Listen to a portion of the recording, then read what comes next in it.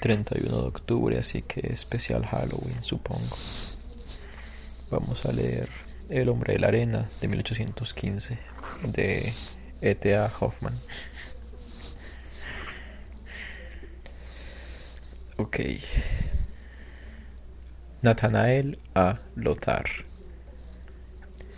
Seguramente os encontraréis muy inquietos, puesto que ya hace tanto tiempo que no os escribo. Mi madre se sentirá angustiada y Clara pensará que estoy llevando aquí una vida disoluta y que me he olvidado por completo de su imagen dulce y angelical que tan profundamente llevo grabada en mi corazón y en mi alma. Pero no es así. No hay día, no hay hora que pase sin que piense en todos vosotros y en la encantadora imagen de mi Clarita, que aparece constantemente en mis más bellos sueños. Sus ojos transparentes me sonríen con ternura, como solían hacerlo en otro tiempo.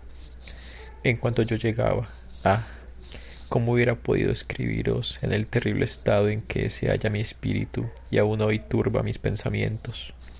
Algo espantoso ha penetrado en mi vida, sombríos presentimientos de un destino cruel y amenazador se ciernen sobre mí como la sombra de esas nubes negrísimas que ningún rayo de sol puede atravesar. Pero ahora te contaré qué es lo que me ha sucedido. Tengo que hacerlo, lo sé, pero solo con pensarlo ya me parece escuchar a mi alrededor el estrépito de vuestras carcajadas burlonas. Mi querido Lothar, ¿cómo haré para que comprendas, aunque solo sea aproximadamente, que lo que me ocurrió hace unos días ha alterado mi vida de una manera tan adversa? Si estuvieras aquí, lo comprobarías tú mismo, pero ahora temo que me consideres un visionario chiflado.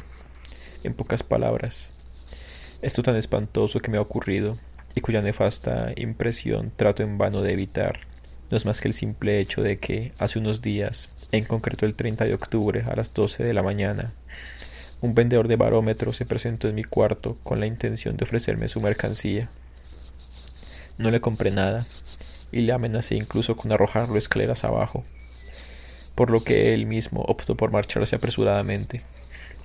Sospecharás que solo la esencia de extrañas circunstancias que hayan influido Sospecharás que solo la existencia de extrañas circunstancias que hayan influido profundamente en mi vida explicarán que la persona de aquel buhonero haya podido ejercer sobre mí un efecto tan terrible. En efecto, así es. Lucho con todas mis fuerzas por guardar la compostura y contarte, calmado y con paciencia, algunos acontecimientos de mi niñez que harán que, con tu perspicacia, lo veas enseguida todo claro y transparente, en imágenes luminosas. Apenas he comenzado, apenas he comenzado a contarte mi relato, y ya te oigo reír, y a Clara exclamar, pero si esto no son más que niñerías. Reíd, os lo ruego, reíos de mí de todo corazón, os lo suplico. Pero, Dios de los cielos, los cabellos se me erizan y es como si os conjurara a reír en loca desesperación, tal y como Franz Moore conjura a Daniel. Nota a pie de página. Personajes de la obra de Schiller, Los ladrones. Fin de la nota. Pero comencemos de una vez. Excepto a la hora de las comidas, mis hermanos y yo veíamos muy poco a nuestro padre. El cargo que ocupaba le mantenía atareado la mayor parte de su tiempo. Después de cenar, la cena, siguiendo la antigua costumbre, se servía a las 7. Íbamos todos juntos con nuestra madre al gabinete de trabajo de mi padre y nos sentábamos alrededor de una mesa redonda. Mi padre fumaba tabaco y mientras fumaba tenía también la costumbre de beber un gran vaso de cerveza. A menudo solía contarnos multitud de historias maravillosas y tanto se lo ponía en sus narraciones que se olvidaba de su pipa hasta que ésta terminaba por apagarse. Yo tenía que encenderla de nuevo acercándole un pedazo de papel ardiendo, cosa que me producía un gran placer. Otras veces nos daba libros ilustrados y permanecía silencioso e inmóvil en su sofá, exhalando inmensas bacanadas de humo, de manera que todos nosotros parecíamos estar flotando entre niebla. Durante estas otras veladas mi madre estaba muy triste y, apenas el reloj daba las 9, exclamaba: «Vamos, niños, a la cama, que está a punto de llegar el hombre de la arena». Nota a pie de página. Der Sarmann kommt, expresión muy común en los países de habla alemana para introducir a los niños que se duerman, para inducir a los niños que se duerman. Fin de la nota. Que está a punto de llegar el hombre de la arena. Ya casi lo oigo. Y de verdad que yo escuchaba en tales ocasiones unos pasos lentos y pesados que parecían ascender por la escalera. Aquel debía ser el hombre de la arena. Cierta noche, en que el ruido de esos pasos me asustó más que de costumbre, le pregunté a mi madre mientras nos acompañaba a la cama: «Mamá, pero ¿quién es ese hombre de la arena tan malvado que siempre nos separa del papá? ¿Qué aspecto tiene?» «Cariño mío, el hombre de la arena no existe», respondió mi madre. «Cuando digo que viene el hombre de la arena, solo quiero decir que ya tenéis sueño y que apenas sí sois capaces de mantener los ojos abiertos, como si los tuvieras llenos de arena». La respuesta de mi madre no me tranquilizó lo más mínimo. Antes bien, en mi alma infantil aumentó la certeza de que mi madre negaba la existencia del hombre de la arena, solo para que no nos asustásemos. Pero lo cierto era que yo siempre lo oía cuando él subía por la escalera. Lleno de curiosidad, deseando saber más sobre ese hombre de la arena y sobre su relación con nosotros, los niños, le pregunté finalmente a una vieja criada, aya de mi hermana pequeña, ¿qué clase de personaje era aquel hombre de la arena? Pero Tenachlen contestó. Nota a pie de página. Diminutivo de Natanael. Pero Tanelchen contestó: «Aún no lo sabes. Es un hombre malo que viene a ver a los niños cuando no quieren acostarse y les arroja puñados de arena en los ojos que saltan en sus caras ensangrentados. Después coge esos despojos sanguinolentos, los echa en un saco y se los lleva hasta la media luna, donde sirven de alimento a sus hijitos, que están allí en el nido y que tienen un pico ganchudo como el de las lechuzas, con el que picotean los ojos de los niños traviesos». De forma espantosa se perfiló en mi interior aquella cruel imagen del terrible hombre de la arena. Así que, cuando por las noches oía el crujido de sus pasos en las escaleras, todo mi cuerpo temblaba de angustia y de terror. Mi madre solo obtenía de mí, como respuesta a sus incesantes preguntas sobre la causa de mi estado, un desesperado chillido ahogado en llanto. «El hombre de la arena, el hombre de la arena».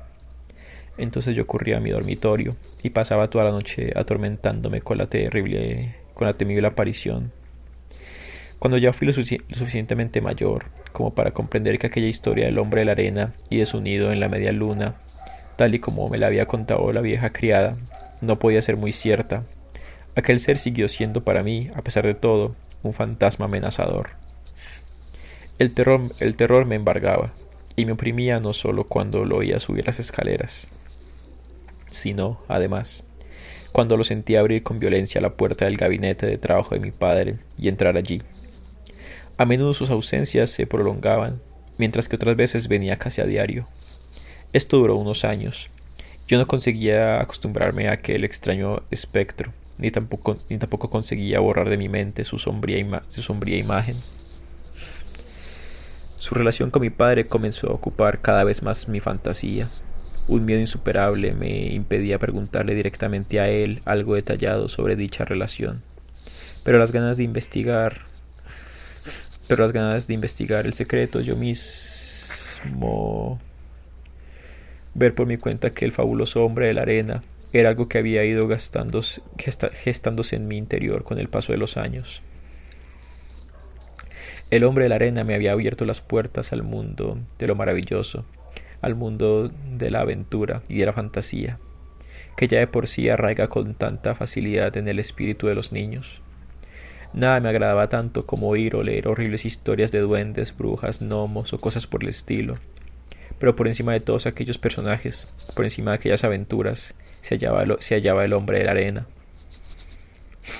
cuya imagen yo dibujaba con tiza o carbón por todas partes, en las mesas, armarios o sobre las paredes, representándola con las figuras más extravagantes y repulsivas. Cuando cumplí 10 años, mi madre me trasladó de la habitación de los niños a un cuartito para mí solo. Este se hallaba en el corredor, muy cerca del gabinete de trabajo de mi padre. Todavía por aquel entonces teníamos que retirarnos rápidamente cuando, al darse las 9, sentíamos entrar en casa al desconocido. Desde mi pequeña habitación lo oía interrumpir en el cuarto de trabajo de mi padre, y poco después me parecía percibir como un vapor sutil, oloroso y extraño y poco después ¿dónde iba? Y poco después me parecía percibir como un vapor sutil, oloroso y extraño se extendía por toda la casa. Junto a la enorme curiosidad, creció también en mí el valor de conocer de cualquier. Junto a la enorme curiosidad, creció también en mí el valor de conocer de cualquier forma al hombre de la arena. Muchas noches me deslizaba con gran sigilo desde mi cuarto al corredor cuando mi madre ya se había ido, pero nunca podía atisbar nada, pues el hombre de la arena cerraba siempre la puerta antes de que yo llegara al lugar desde el que hubiera podido verlo. Al fin, empujado por una curiosidad que ya era irresistible, decidí que me ocultaría en la mismísima habitación de mi padre y que allí esperaría al hombre de la arena. Cierta noche, alertado por el mutismo de mi padre y la tristeza de mi madre, comprendí que habría de venir el hombre de la arena. Entonces simulé un gran cansancio. Abandoné la habitación poco antes de que dieran las 9 y me escondí en un rincón que había junto a la puerta del gabinete de mi padre. Se oyó chirriar el portalón de la casa, y en el vestíbulo sonaron unos pasos lentos y amenazadores que se dirigían hacia las escaleras. Mi madre pasó apresuradamente junto a mí, llevándose a mis hermanos. Muy lentamente, abrí la puerta del gabinete de mi padre. Este se hallaba sentado, como de costumbre, inmóvil y en silencio, de espaldas a la puerta. No advirtió mi presencia. Rápidamente me deslicé con mucho sigilo tras una cortina que pendía de un armario abierto, situado allí mismo, detrás de la puerta, en el que mi padre colgaba sus ropas. Cerca, cada vez más cerca, se oían aquellos pasos malditos. Afuera, un carraspeo, un murmurar y un extraño jadeo. El corazón me latía frenéticamente, pletórico de expectación y ansiedad. Justo frente a la puerta, unos pasos más sonoros, un golpe violento en el pomo y la puerta que se abre con estrépito. Esforzándome por recobrar mi valor, me atreví a mirar hacia afuera. El hombre de la arena se hallaba en el centro de la habitación, ante mi padre. El claro resplandor de las velas iluminaba su rostro. El hombre de la arena, el temible hombre de la arena, no era otro que el abogado Coppelius. Quien a veces venía a comer con nosotros. Pero la más horripilante de las figuras no hubiese podido causarme un pavor tan profundo como el que, precisamente, me causó la de ese Coppelius. Imagínese un hombre de anchas espaldas, con una cabeza gorda y sin forma, y un rostro amarillento terroso, unas cejas grises muy pobladas, bajo las cuales se relampaguean unos ojillos gatunos de color verde, y una gran narizota que se curva sobre el labio superior. Su boca torcida se contraía a menudo en una sonrisa maligna. Además, 2 manchas de color rojo oscuro se extendían por sus mejillas. 2 manchas de color rojo oscuro se extendían por sus mejillas, y entre sus dientes apretados dejaba escapar un extraño sonido sibilante. Sibilante, no sé qué es eso.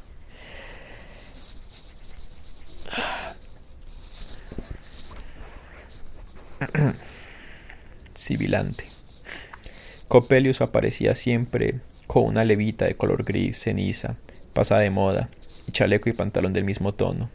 Además, usaba medias negras y zapatos con pequeñas hebillas de pedrería.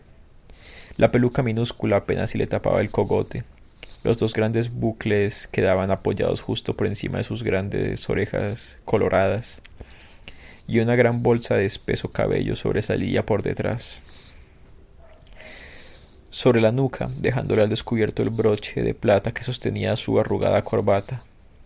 Su figura entera era de lo más espantoso y repugnante, pero lo que a nosotros los niños más nos repugnaba eran sus grandes manzanas huesudas y llenas de vello. Sus grandes manzanas, sus grandes manazas, huesudas y llenas de vello. Manazas, sus manos, huesudas y llenas de vello. Tanto nos asustaba que no queríamos nada de lo que él hubiera tocado. Coppelius lo había notado, por lo que se complacía tocando bajo cualquier pretexto un pedacito de pastel o una fruta escarchada que nuestra querida madre hubiese puesto escondidas en nuestro plato. Entonces nosotros, con los ojos bañados en lágrimas, nos veíamos obligados a rechazar, llenos de asco y repugnancia, aquellas pequeñeces que tanto nos hubieran alegrado. Lo mismo hacía cuando los días de fiesta nuestro padre nos permitía tomar un poco de vino dulce. Entonces pasaba rápidamente la mano por el borde de la copa, o incluso hacía como que se llevaba a sus labios violáceos riéndose con expresión, ¿verdad? ¿Qué?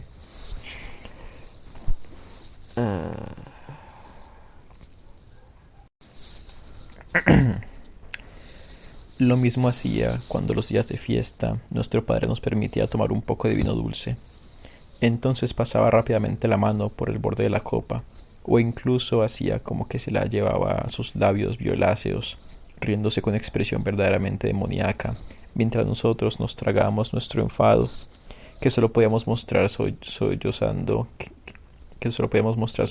quedamente. Acostumbraba llamarnos las pequeñas bestias. En su presencia no se nos permitía pronunciar ni una sola palabra, y así maldecíamos de todo corazón a aquel hombre horrible y enemigo que tan conscientemente y con toda alevosía procuraba envenenar hasta el más insignificante de nuestros goces.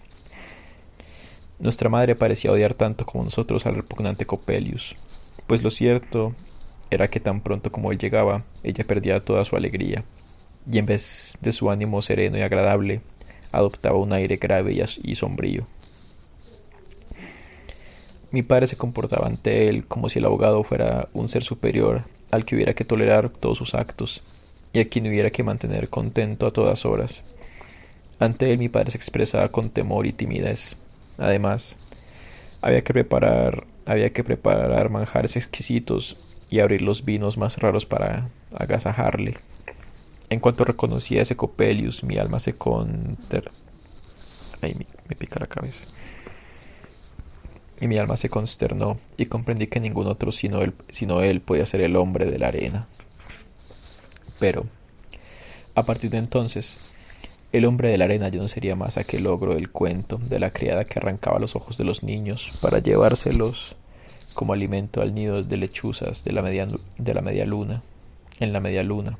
No, era más bien una odiosa y fantasmal criatura que doquiera que apareciese traía consigo el dolor y la desgracia, el causante de males tanto terrenales como eternos. Yo estaba como embrujado, aún exponiéndome a ser descubierto, y, como sabía con certeza, severamente castigado. Yo permanecía erguido, espiando con la cabeza fuera de la cortina, que a la vez mantenía entreabierta por encima de mí. Mi padre recibió a Coppelius ceremoniosamente. «Venga, manos a la obra», exclamó éste, con su voz ronca y rasposa, despojándose de la levita. Mi padre, en silencio, se quitó su bata con aire sombrío, y ambos se vistieron con sendos blusones negros que les cubrían hasta los pies. De dónde los habían sacado me pasó inadvertido. Mi padre abrió una de las hojas de la puerta de un armario que estaba adosada a la pared. Pero observé que lo que durante tanto tiempo yo había tomado por un armario era más bien un nicho en cuyo interior había un horno pequeño. Coppelius se acercó a él y enseguida comenzó a crepitar, y acto seguido se elevó una llamarada azul. En torno había toda clase de raros utensilios, pero, Dios mío, mi anciano padre, inclinado sobre el fuego, adquiría una expresión completamente distinta a la habitual. Un dolor violento y apenas reprimido parecía transformar sus suaves y honestas facciones en una terrible y repugnante mueca, casi luciferina. Se asemejaba a Coppelius. Este sostenía unas tenazas humeantes con las que sacaba unos lingotes al rojo vivo de entre la espesa humareda que, luego, con un martillo, golpeaba cuidadosamente sobre el yunque. Me parecía ver por todas partes algo parecido a rostros humanos, pero sin ojos. En su lugar tenían profundas cuencas negras y repulsivas. Aquí los ojos, gritaba Coppelius con voz cavernosa y amenazadora. Acometido violentamente por un miedo atroz, perdí el equilibrio y me desplomé, cayendo desde mi escondite al suelo. Entonces Coppelius me atrapó. Pequeña bestia, exclamó con un terrible rechinar de dientes. Me tomó en volandas y me sostuvo sobre el horno. Y me sostuvo sobre el horno de tal manera que las llamas casi llegaron a quemar mis cabellos. Ahora ya tenemos ojos, un bello par de ojos infantiles. Y diciendo esto cogió con la mano unos cuantos carbones encendidos que, al parecer, pretendía restregarme por los ojos. Entonces mi padre alzó ambas manos pidiéndole clemencia y le suplicó: Maestro, dejadle los ojos a mi Natanael, dejádselos. Coppelius rió a carcajadas y exclamó: Bueno, que el chico conserve los ojos y que lloren sus penas en este mundo. Pero ahora observemos el mecanismo de las manos y de los pies como es debido. Y en esto me aferró tan violentamente que todas mis articulaciones crujieron, y me hizo mover aquí y allá las manos y los pies retorciéndolos y dándoles la vuelta de nuevo. Pero si esto no está nada bien, tan bien como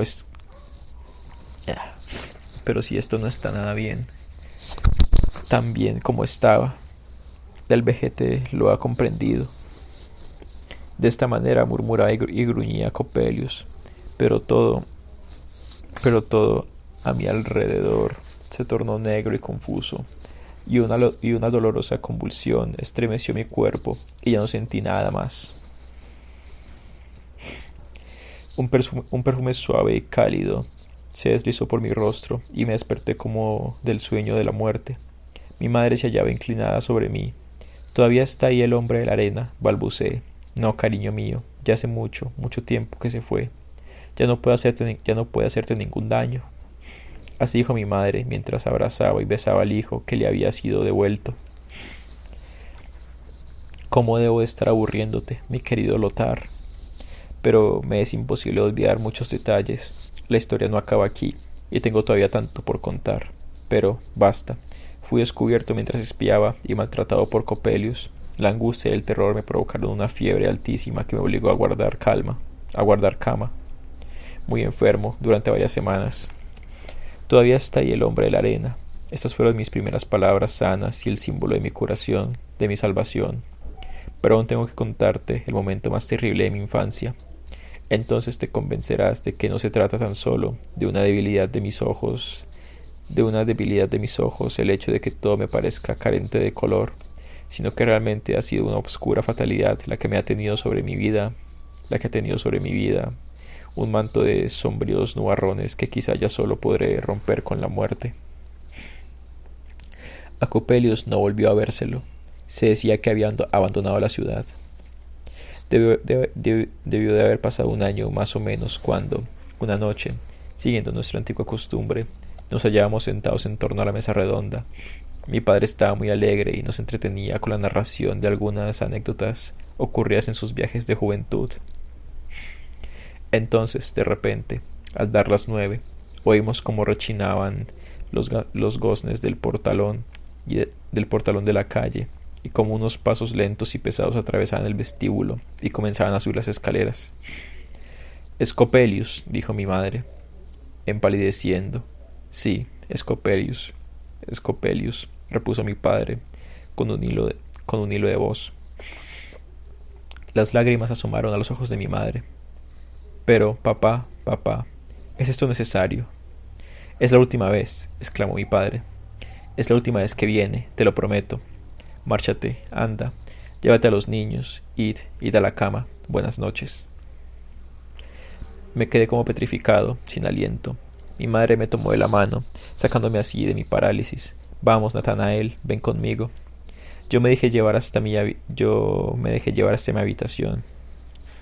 Tranquilízate, ten, calma, acuéstate, duerme, duerme, dijo mi madre antes de dejarme, pero, atenazado por una angustia y un miedo indescriptibles, no pude cerrar los párpados. El odiado y repulsivo Coppelius se hallaba ante mis ojos, relampagueantes, y me sonreía lleno de maldad. Yo era incapaz de apartar su imagen de mi mente. Debía de ser alrededor de medianoche cuando se oyó un terrible estruendo, como si se hubiera disparado un cañonazo. La casa entera se estremeció. Ante mi puerta sentí pisadas presurosas. El portalón de la calle se cerró violentamente. —Es Coppelius —exclamé horrorizado. —Es Coppelius exclamé horrorizado, y salté fuera de la cama. Entonces oí un llanto desconsolado. Corrí lo más deprisa que pude hacia el gabinete de mi padre. La puerta estaba abierta, y de la habitación escapaba un vapor asfixiante. La criada gritaba: ¡Ah, el señor, el señor! Ante el horno humeante, sobre el suelo, yacía muerto mi padre con el rostro ennegrecido y desfigurado por una mueca espantosa. A su alrededor, mis hermanas, arrodilladas, lanzaban gritos desgarrados. Mi madre, al lado, había caído al suelo desvanecida. —Coppelius, loco Satanás, tú has matado a mi padre —gritaba yo, mientras se me nublaba el sentido, cuando, 2 días después, se depositó a mi padre en el ataúd. Sus rasgos habían recobrado de nuevo la calma y la serenidad que había poseído en vida. Mi ánimo se calmó al pensar que su pacto con el demoníaco Coppelius no lo había llevado a la condenación eterna. La explosión había alterado el vecindario. El suceso causó gran sensación y llegó hasta el Tribunal Supremo, que acusó a Coppelius de ser el causante de la desgracia y lo reclamó a su presencia, pero éste había abandonado la ciudad y nadie conocía su paradero. Cuando ahora te diga, mi querido amigo, que el vendedor de barómetros no era otro que el infame Coppelius, no podrás tomarme a mal que interpretase aquella nefasta aparición como símbolo de una terrible desgracia. Vestía de otra manera, pero su figura y sus rasgos han quedado tan profundamente grabados en mi mente que en ese punto es completamente imposible que se trate de un error. Además, Coppelius no ha cambiado ni siquiera su nombre. Según he oído, aquí se hace pasar por un mecánico de origen piamontés y se hace llamar Giuseppe Coppola. Nota pie de página. Tanto el nombre Coppelius, latín, como Coppola, italiano, tiene la misma raíz, cop, que en la palabra italiana copo significa copa, vaso, pero que también puede significar cuenca de los ojos. Coppola, el diminutivo de copo, se refiere también al crisol utilizado en alquimia para fundir distintos elementos. Teniendo en cuenta, es importante observar que Hoffman no habría puesto al azar los nombres de estos dos diferentes o idénticos personajes. De origen montés, y se hace llamar Joseph Coppola. Estoy decidido a enfrentarme a él y vengar, sea como sea, la muerte de mi padre. No cuentes a mi madre nada sobre la aparición de ese odioso demonio. Saluda a mi querida y dulce Clara. A ella le escribiré en otro momento, cuando mi ánimo se encuentre más calmado. Que te vaya bien, etcétera, etcétera. Carta a Natanael.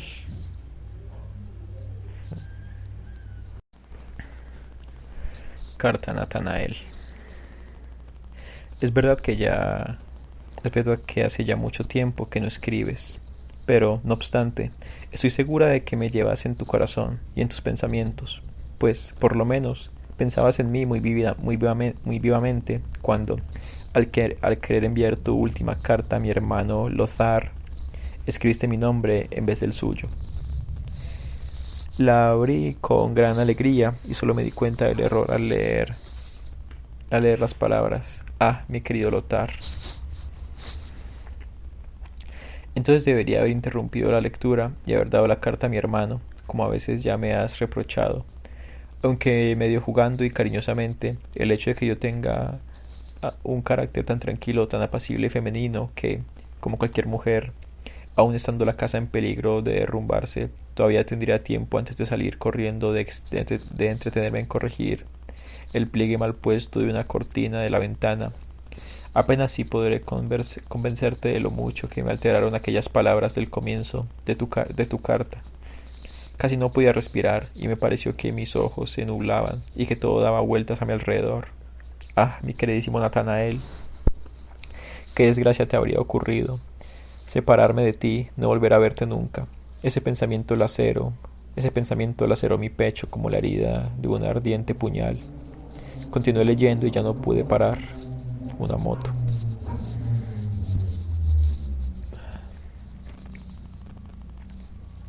Y ya no pude parar. Tu relato del repugnante Coppelius es horrible, y es ahora cuando me he enterado por primera vez de la muerte horrorosa y violenta que sufrió tu padre. Mi hermano Lothar, a quien yo había usurpado su carta, trató de consolarme, pero no lo consiguió.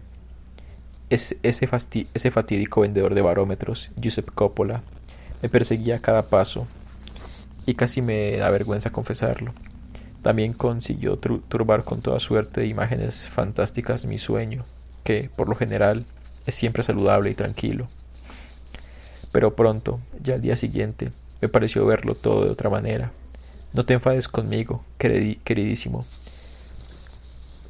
Si Lothar te dijera que, a pesar de tu extraño presentimiento, a pesar de tu extraño presentimiento de que Coppelius pudiera de que Coppelius pudiera traerte alguna desgracia, yo me encuentro ya muy calmada, como siempre.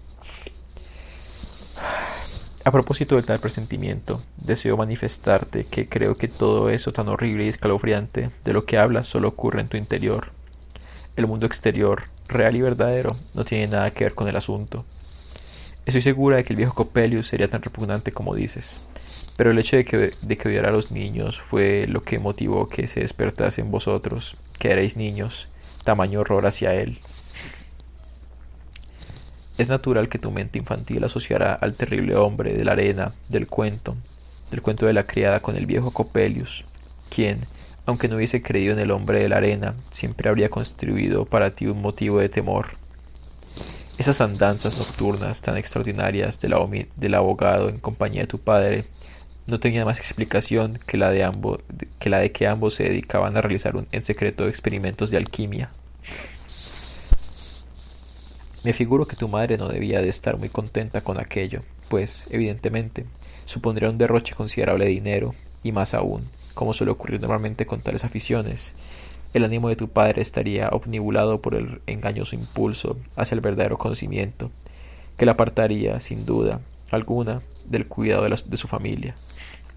Es muy probable que tu padre fuera el único causante de su muerte, debida seguramente a un descuido suyo, y que Coppelius no tuviera nada que ver en ella. Querrás creerte que ayer le pregunté a nuestro vecino el boticario si, en el curso de esos experimentos químicos, es posible que ocurra una explosión instantánea como esa. Desde luego, me respondió, y acto seguido me escribió a su manera con toda profusión de detalles cómo podía ocurrir tal cosa, trayendo a colación multitud de nombres extraños que, desde luego, soy absolutamente incapaz de retener. Tal vez te enojarás con tu Clara, dirás que en este ánimo glacial no penetra ni un solo rayo de lo misterioso. Ay,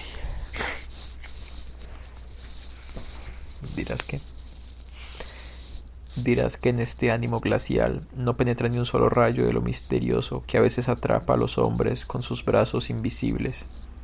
Dirás que yo admiro únicamente la superficie multicolor del mundo y que, igual que un niño, me regocijo con el color dorado de la fruta que, sin embargo, esconde en su interior un veneno mortal. Ah, mi queridísimo Natanael, ¿no crees tú que también en las almas risueñas y serenas puede residir el presentimiento de una noche tenebrosa que, enemiga, se afana por destruirnos desde nuestro ser interior? Pero perdóname si yo, una simple muchacha, trato de entrometerme expresando mi opinión sobre tales luchas interiores. Al final no encontraré las palabras correctas, y estoy segura de que te reirás de mí, no porque diga algo absurdo, sino por la forma tan poco hábil con la que me expreso. Existe un oscuro poder que, con alma traidora, enhebra un hilo en nuestro interior con el que luego nos atrapa y nos arrastra hacia un funesto camino plagado de peligros por el que nosotros nunca hubiésemos penetrado por voluntad propia. Si realmente existe tal poder, entonces tiene que configurarse como nosotros mismos, llegar a ser nuestro propio yo, pues sólo así creeremos en él y le haremos el hueco que necesita para llevar a cabo su obra secreta. Si somos fuertes y gracias a una vida honesta adquirimos el sentido suficiente como para reconocer a aquel enemigo interior y no dejarnos apartar por él de la senda por la que nos conducen con paso seguro nuestras verdaderas inclinaciones y nuestra vocación, entonces dicha fuerza oscura desaparecerá sin que los intentos que haga por esa fuerza oscura desaparecerá sin que los intentos que haga por engañarnos empañen esa imagen límpida que debe ser la de nuestro ser verdadero.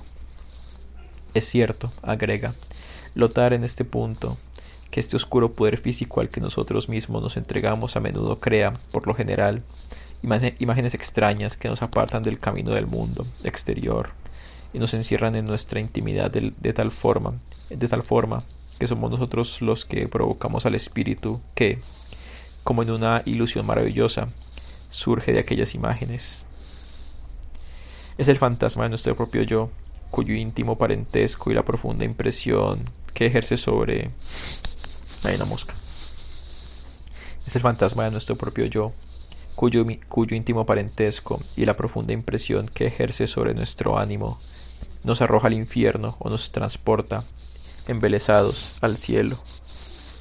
Te habrás dado cuenta, queridísimo Natanael, de que mi hermano Lothar y yo hemos hablado mucho sobre el tema de las fuerzas y los poderes ocultos y que, tras haber anotado lo principal, no sin cierto trabajo, todo esto se me antoja ahora lleno de bastante sentido. No entiendo del todo las últimas palabras de Lothar, sin embargo, siento que tiene razón.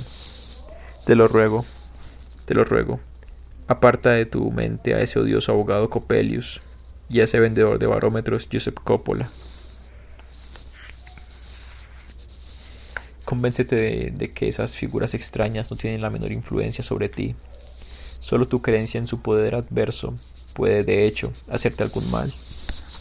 Si cada línea de tu carta no me mostrara algo sobre la profunda exaltación de tu espíritu, si no me doliera hasta lo más hondo del alma del estado en que te encuentras, de verdad que tomaría a broma a ese hombre de la arena abogado y a ese Coppelius, vendedor de barómetros. Trata de mantenerte sereno, sereno. Me he propuesto volar junto a ti como si fuera tu ángel guardián y al odioso Coppola, en caso de que se atreviera a aparecer y turbar tus sueños, ahuyentarle con mis carcajadas.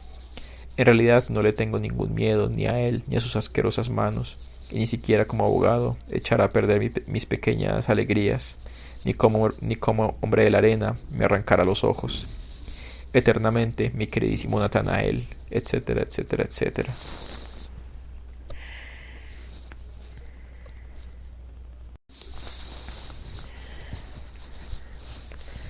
Natanael a Lothar.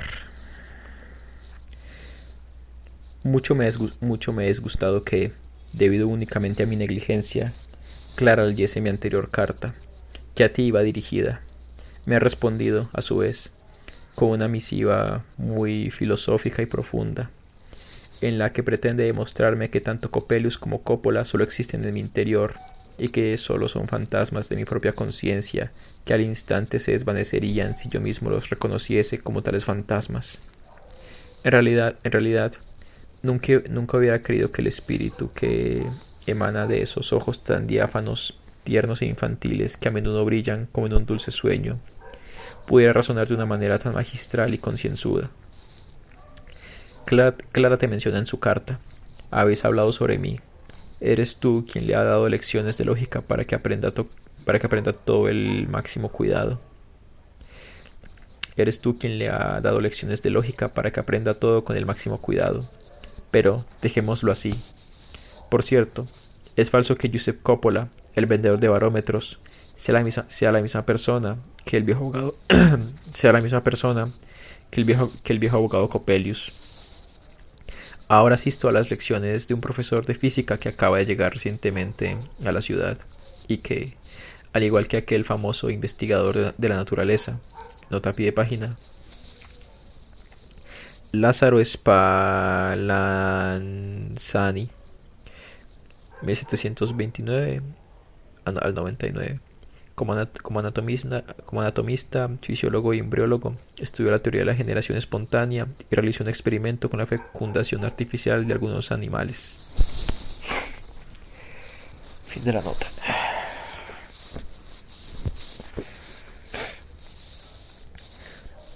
Ahora asisto a las lecciones de un profesor de física que acaba de llegar recientemente a la ciudad y que, al igual que aquel famoso investigador de la naturaleza, se llama Spallanzani y también es de origen italiano. Este conoce al tal Coppola desde hace ya varios años y me ha asegurado que el mecánico es realmente piamontés. Además, por su acento es fácil reconocer su origen. Coppelius era alemán, aunque no un alemán honesto, según mi opinión.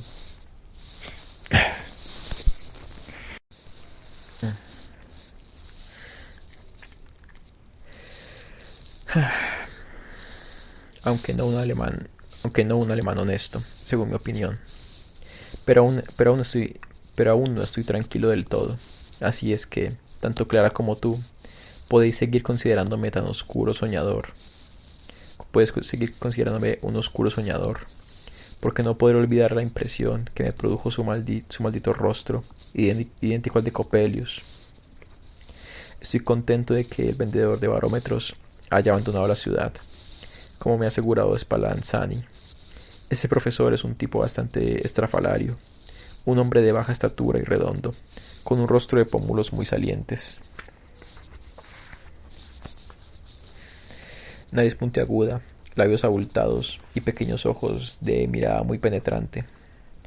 Podrás imaginártelo mucho mejor que con cualquier descripción si observas al Cagliostro de Chodowiecki, nota a pie de página. Daniel Nicolaus Chodowiecki, pintor y dibujante, pintó cientos de escenas sociales de su tiempo con temas tan variados como caricaturas de personajes públicos o históricos y bocetos de paisajes de viaje que ilustraban, además de libros, sobre todo los almanaques y calendarios de la época. Fin de la nota. Cagliostro de Chodowiecki. En cualquier calendario de bolsillo berlinés. Es idéntico a Spallanzani. Hace poco subí las escaleras y descubrí que una cortina, que por lo general siempre está echada y muy pegada a una puerta acristalada, se hallaba abierta por un lado y dejaba un pequeño resquicio. Ni yo mismo puedo explicarme cómo se me ocurrió detenerme a curiosear por él. Una mujer muy alta, de bella figura y muy bien proporcionada, magníficamente vestida, se hallaba sentada ante una pequeña mesa sobre la que extendía relajadamente sus dos brazos con las manos enlazadas. Estaba sentada frente a la puerta, de tal manera que pude contemplar por entero su bellísimo rostro angelical. Ella pareció no advertir mi presencia. Sus ojos tenían algo rígido, casi diré que carecían de visión. Incluso llegué a creer que estaría dormida con los ojos abiertos. Me sentí muy turbado y por eso me retiré en silencio al auditorium, que estaba justo al lado. Después he sabido que la persona que yo había visto era la hija de Spallanzani,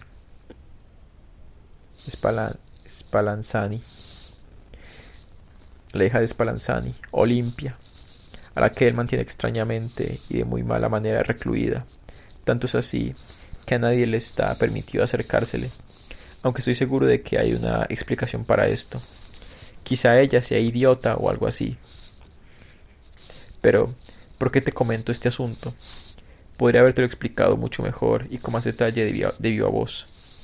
Has de saber que, dentro de 14 días aproximadamente, estaré con vosotros. Tengo que volver a ver a mi ángel, a mi Clara. Quiero borrar el recelo que se ha apoderado de mí, he de confesarlo. tras aquella carta tan fatalmente sensata con la que quería sermonearme. Por eso hoy ya no le escribiré. Por eso hoy ya no le escribiré. Miles de recuerdos, etcétera, etcétera, etcétera.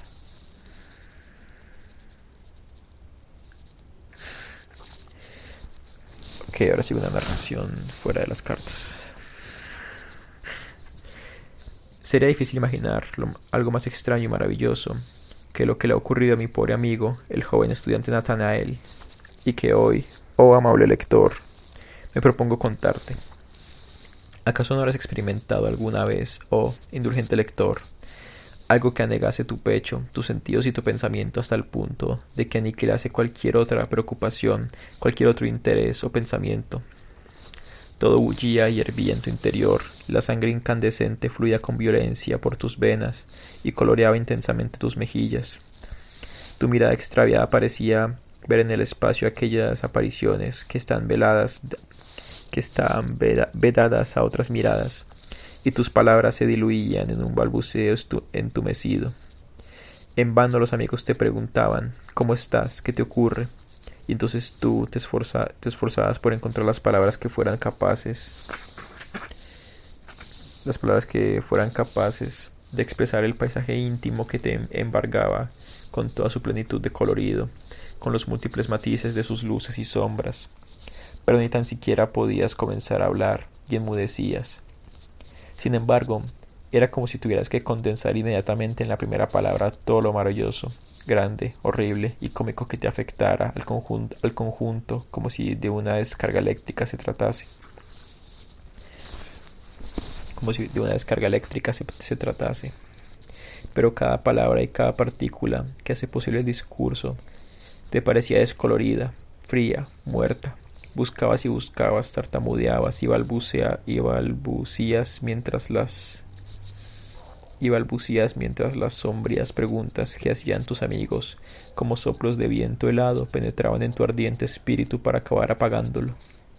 Pero sí, como un osado pintor, hubieras trazado, primero con algunas pinceladas resueltas, el esbozo de aquellas obsesiones interiores, te habría sido más fácil haber podido avivar poco a poco los colores, y la animada multitud y la gran variedad de tus imágenes hubiera apartado a los amigos. ¿Qué? Pero sí, como un osado pintor, hubieras trazado primero con algunas pinceladas resueltas el esbozo de aquellas obsesiones interiores,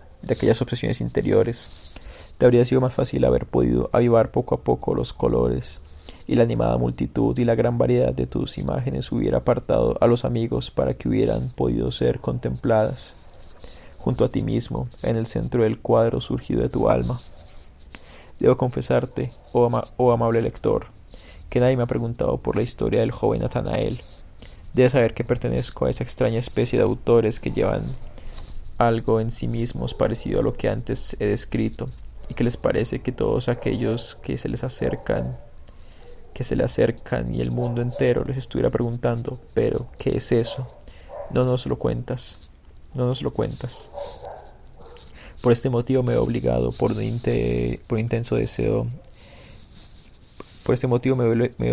intenso deseo a narrarte cuanto antes la historia de la misteriosa vida de Nathanael. Lo maravilloso y raro que ella encierra embarga. Ay, me voy a acomodar antes de seguir. Ay, mi espalda. Lo maravilloso.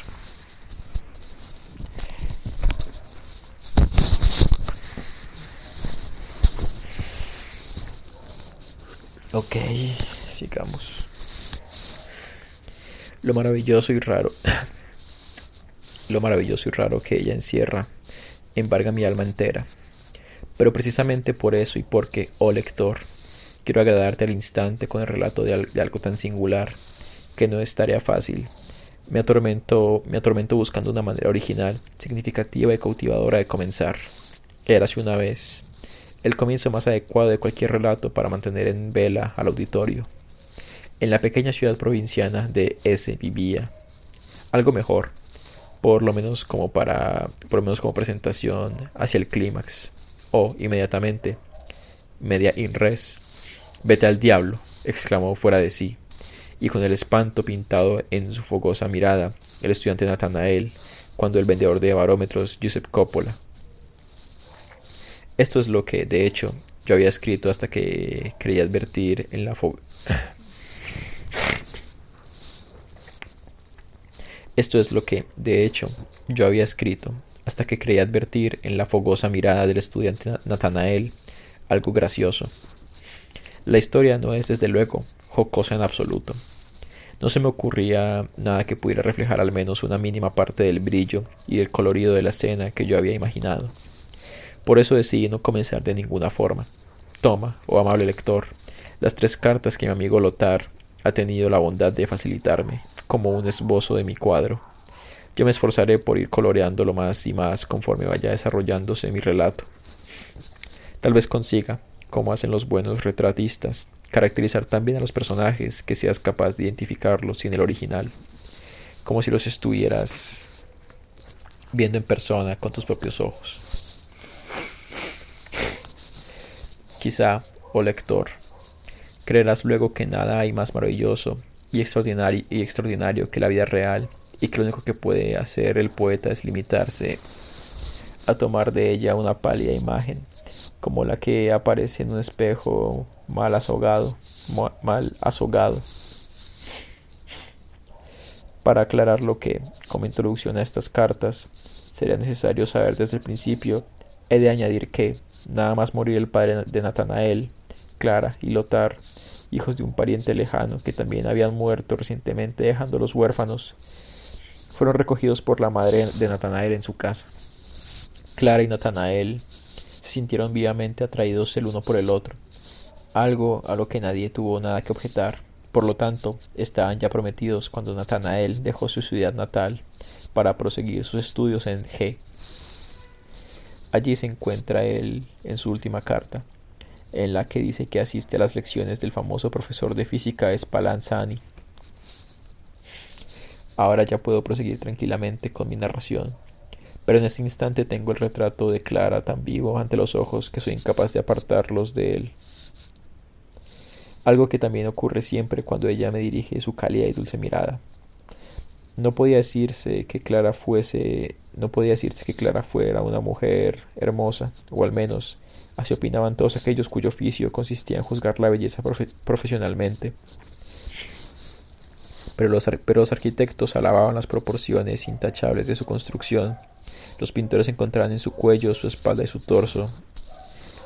Los pintores encontraban que su cuello, su espalda y su torso eran demasiado castos.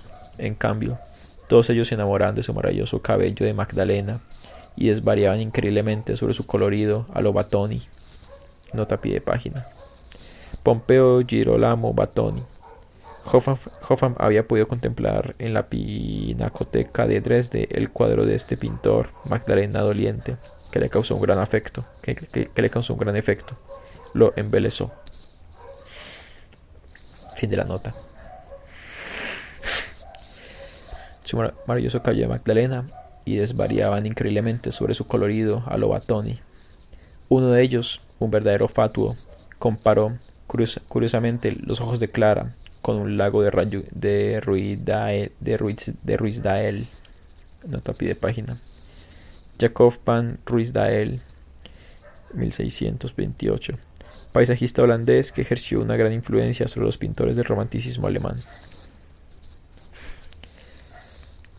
Fin de la nota.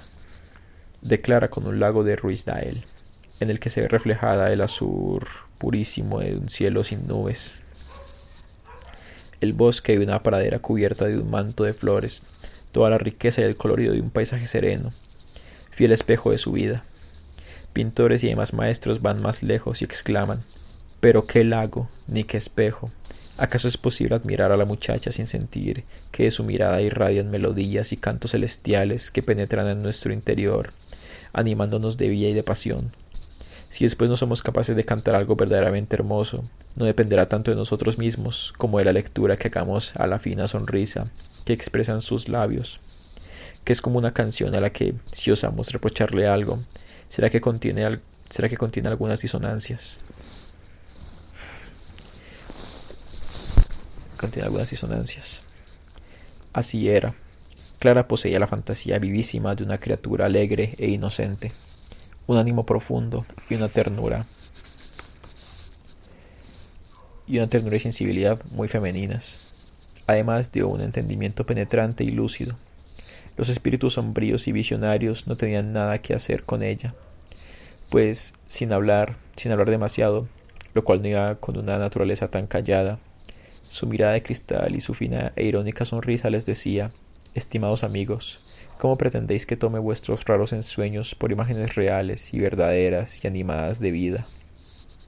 Por eso, muchos la tenían por un espíritu frío, insensible y prosaico, mientras que otros, que veían la vida con mucha más profundidad, querían sobremanera a la animosa, inteligente e inocente muchacha. Pero nadie la amaba tanto como Natanael, el cual se desenvolvía con gran empeño y serenidad tanto en la ciencia como en el arte. Clara se hallaba prendada de su amado, Clara se hallaba prendada de su amado con toda su alma. Las primeras nubes de tristeza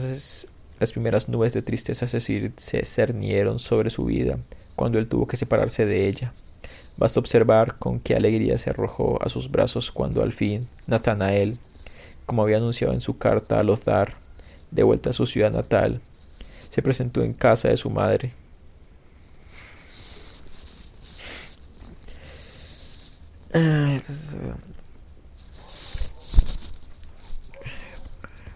Un pequeño descanso.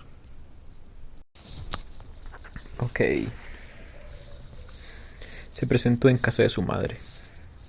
Ocurrió como Natanael había creído, pues, en el momento en que volvió a ver a Clara, ya no pensó más ni en el abogado Coppelius ni en la carta tan sesuda de aquella.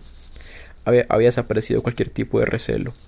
Sin embargo, Nathanael tenía razón al escribir a su amigo Lothar que la horrorosa figura de Coppola, el vendedor de barómetros, había penetrado en su vida, influyendo en ella de manera nefasta. Todo lo percibieron, pues, justo en los primeros días de su estancia, Nathanael mostró el gran cambio que se había operado en su ser. Se hundía en sombrías ensoñaciones y pronto empezó a comportarse de manera muy extraña, como nadie le viera hacerlo nunca. Todo, la vida entera, se le había transformado en sueño y presentimiento. Hablaba constantemente del destino de los hombres que, creyéndose libres, no son más que los peones de fuerzas oscuras a las que sirven en sus juegos crueles. Inútilmente tratarán de resistirse contra ellas. Humillados, los hombres deberán aceptar lo que les depare el destino.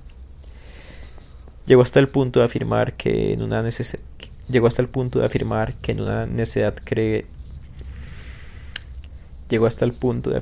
que es una necedad creer que tanto en la ciencia como en el arte podamos llegar a conseguir algo debido a nuestro libre arbitrio, pues el entusiasmo en el que se encuentra el artista cuando crea, y que es condición indispensable para crear, no proviene de su interior, sino que, más bien, es un efecto de algún elevado principio exterior y, por tanto, completamente ajeno. A la prudente Clara no le agradaban en absoluto estas extravagancias místicas. Sin embargo, en modo alguno intentaba refutarlas. Solo cuando Natanael trató de demostrarle que Coppelius era el principio del mal. A la prudente Clara no le agradaban en absoluto esas extravagancias místicas. Sin embargo, en modo alguno intentaba refutarlas. Solo cuando Natanael trató de demostrarle que Coppelius era el principio del mal que había penetrado en él desde el momento en que le descubrió escondido tras la cortina espiando, y que aquel repugnante demonio llegaría a destruir la felicidad de su amor de la manera más terrible, Clara se puso seria y exclamó: sí, Natanael, tienes razón. Coppelius es un principio adverso y malvado. Puede actuar de forma cruel, como una potencia diabólica que penetra en la vida de forma visible, pero solo cuando tú mismo no seas capaz de expulsarlo de tu mente. Mientras sigas creyendo en él, existirá y actuará sobre ti. Solo tu credulidad le otorga su poder.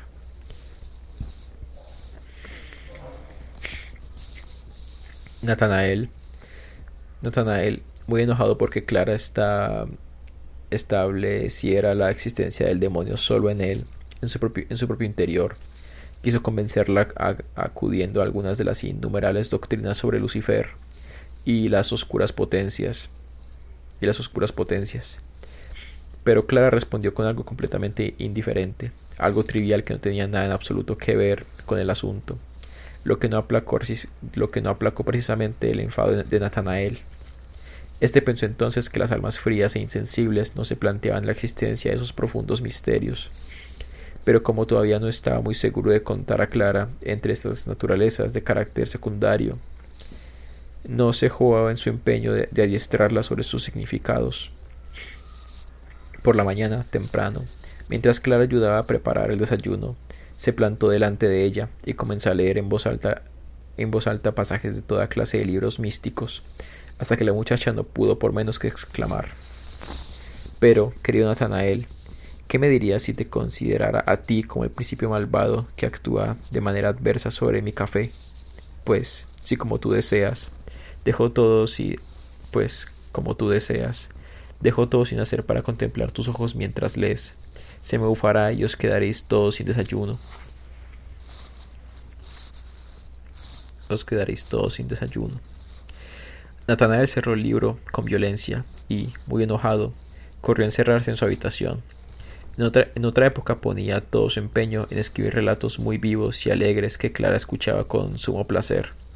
Ahora sus composiciones eran lúgubres, ininteligibles, informes, tanto que, aunque Clara callaba, él se daba cuenta de cuán poco le atraían. No había cosa que más mortificara a Clara que el aburrimiento. Sus miradas y sus comentarios traicionaban el mal disimulado cansancio que se apoderaba de su espíritu. Los escritos de Natanael eran, de hecho, muy aburridos. El enojo de éste por la naturaleza fría y prosaica de Clara aumentaba más cada día, y ella, a su vez, no podía superar el disgusto que le causaba la mística oscura, tediosa y lúgubre de su prometido. Y así ambos iban separándose más y más el uno del otro, sin apenas darse cuenta. El mismo Natanael tuvo que admitir que la figura del repugnante Coppelius iba desvaneciéndose de su fantasía poco a poco y que, a menudo, le costaba trabajo recordarlo y dotarlo de viveza y color. En las composiciones en las que el joven lo hacía aparecer como un heraldo enviado por el espíritu del mal. Finalmente se le ocurrió escribir un poema en el que narraba el presentimiento que había tenido de que Coppola habría de ser el destructor de su dicha amorosa. Se presentó a sí mismo y a Clara unidos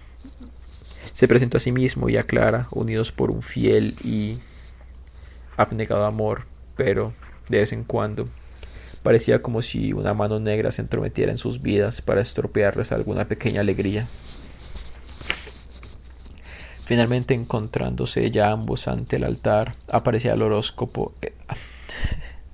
Finalmente, encontrándose ya ambos ante el altar, aparecía el horroroso Coppelius y tocaba los luminosos ojos de Clara que saltaban hacia el pecho de Natanael como chispas ensangrentadas, encendidas y ardientes. Coppelius se apoderaba de él y lo arrojaba a un círculo de fuego flameante que daba vueltas con la fuerza de un ciclón y que lo arrastraba con gran retumbar de truenos. En medio de tal tumulto, parecido a un huracán que bramaba y azotaba las espumeantes olas que, como gigantes de cabezas negras y blancas, entablaban una lucha feroz, se oía la voz purísima de Clara. No podrías mirarme. Coppelius te ha engañado. Mis ojos no eran lo que ardía en tu pecho, sino dos gotas ardientes de la sangre de tu propio corazón. Yo sigo teniendo mis ojos. Mírame tan solo. Natanael piensa. Es Clara, y yo soy suyo para toda la eternidad. Es como si ese pensamiento penetrase a través del círculo de fuego e hiciera que se parase y el estruendo se desvaneciera, perdiéndose en un negro abismo. Natanael mira los ojos de Clara, pero es la muerte quien la contempla con maligna sonrisa desde los ojos de su amada. Mientras Natanael se encontraba ocupado en la redacción del poema, estuvo muy tranquilo y sereno. Perfiló y ajustó cada uno de los versos y sometió a la disciplina de la rima. No descansó hasta que no obtuvo el ritmo limpio y magnífico que buscaba. Pero cuando por fin hubo terminado y lo leyó en voz alta, le sobrevino un miedo desaforado y atroz, tanto que gritó: ¿de qué ser es esta voz tan espantosa? Sin embargo, enseguida le pareció otra vez un poema bien logrado, y pensó que con él conmovería el frío ánimo de Clara. Si bien no sabía realmente por qué motivo habría de conmoverla, ni cómo iba a conseguirlo precisamente, con aquellas horribles imágenes que lo único que lograrían sería angustiarla, y que presagiaban un fatídico destino para su amor. Nathanael y Clara se hallaban sentados en el pequeño jardín de la madre. Clara estaba muy contenta, porque ya hacía 3 días que Nathanael, que había estado atareado escribiendo el poema, no la había incomodado con sus ensoñaciones y presentimientos.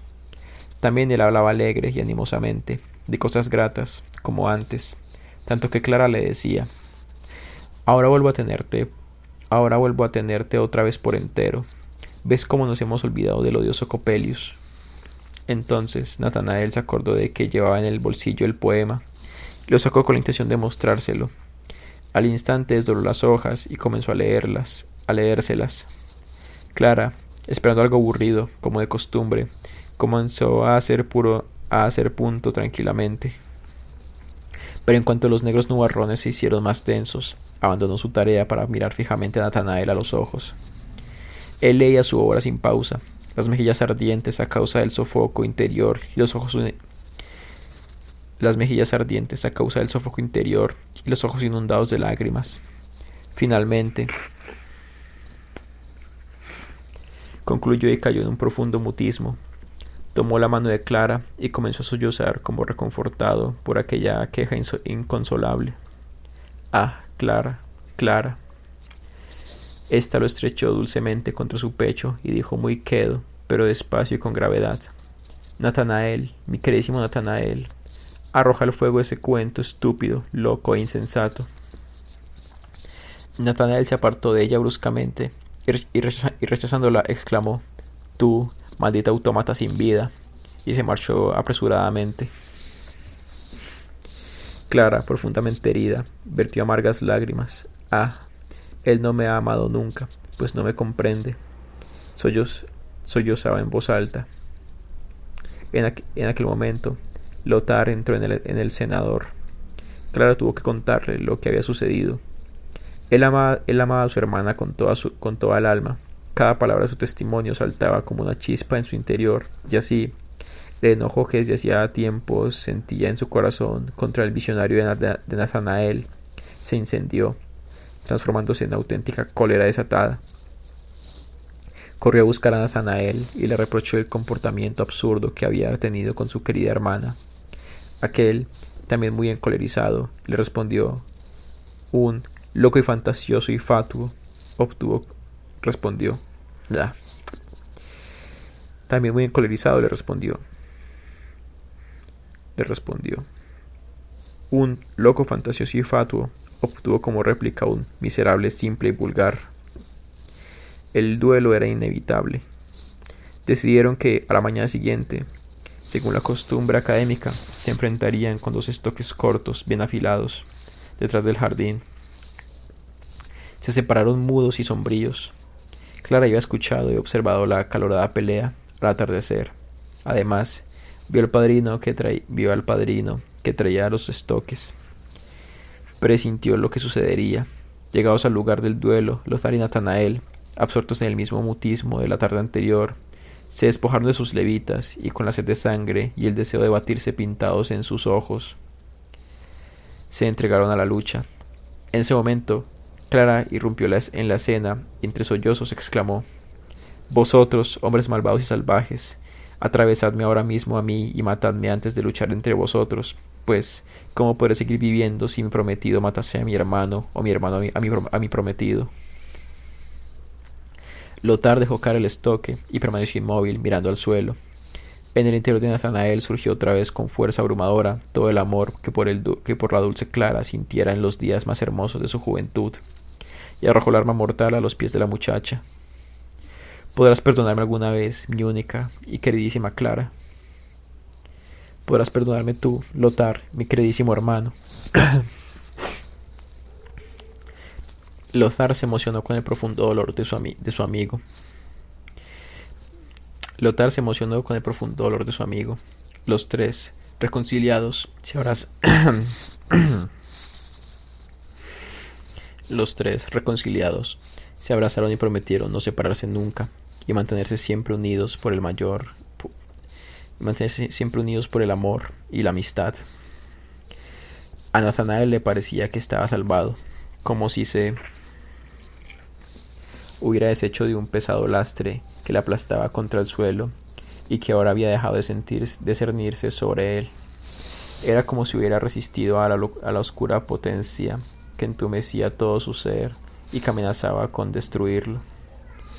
Todavía pasó 3 días junto a su amada, luego regresó a G, donde tendría que permanecer aún un año más. Después, Nathanael regresaría para siempre a su ciudad natal, como pensaba. A su madre no le había contado nada respecto a su relación con Coppelius, pues todos sabían que ella no podía recordarle más que con espanto, ya que, como Nathanael, también lo responsabilizaba de la muerte de su marido.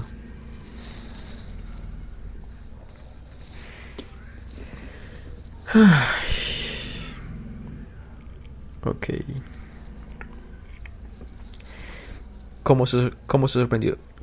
¿Cómo se sorprendió Nathanael al querer regresar a su vivienda y encontrarse con que la casa había ardido por completo y que solo quedaban en pie, entre cenizas, los muros desnudos y ennegrecidos? Sin hacer caso del fuego que se había iniciado en el laboratorio del boticario, que vivía en el piso inferior y que, por lo tanto, había quemado la casa, comenzando desde abajo, los valientes y arrojados amigos de Nathanael lograron penetrar a tiempo en la habitación del estudiante, situada en el último piso de la vivienda, y salvar sus libros, manuscritos e instrumentos. Todo lo habían trasladado intacto a otra casa, en la que le alquilaron una habitación donde Nathanael se trasladó de inmediato. No sin cierta sorpresa descubrió que vivía justo enfrente del profesor Spallanzani, y desde luego le pareció algo extraordinario notar que su ventana daba directamente a la habitación en la que muy a menudo Olimpia se sentaba completamente sola. Podía ver con claridad su figura, si bien no trató los rasgos del rostro, si bien no tanto los rasgos del rostro, que permanecían borrosos e imprecisos. Pronto comenzó a extrañarle el hecho de que Olimpia pasara las horas muertas en el mismo lugar, sin realizar labor alguna, tal y como él había visto a través de la puerta de cristal de aquel día, sentada ante una pequeña camilla y con los ojos clavados en su ventana. Además, tuvo que convenir que jamás había visto clavados en su ventana. Además, tuvo que convenir que jamás había visto una criatura tan hermosa. De momento, como llevaba clara en su corazón, la irática y yerta Olimpia le resultaba completamente indiferente y solo de vez en cuando miraba furtivamente por encima de su libro a la hermosa estatua. Esto era todo. Justa... Ay.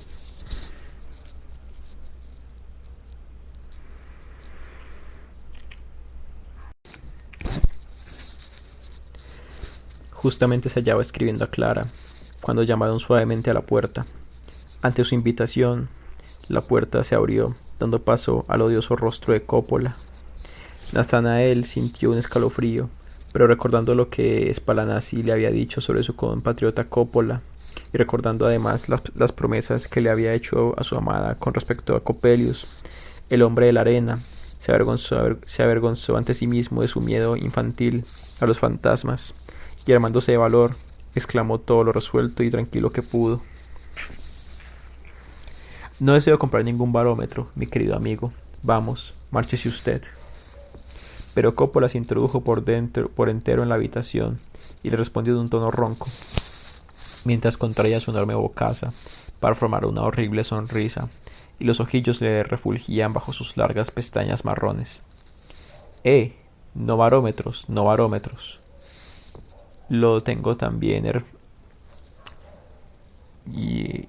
¿ah? Yo...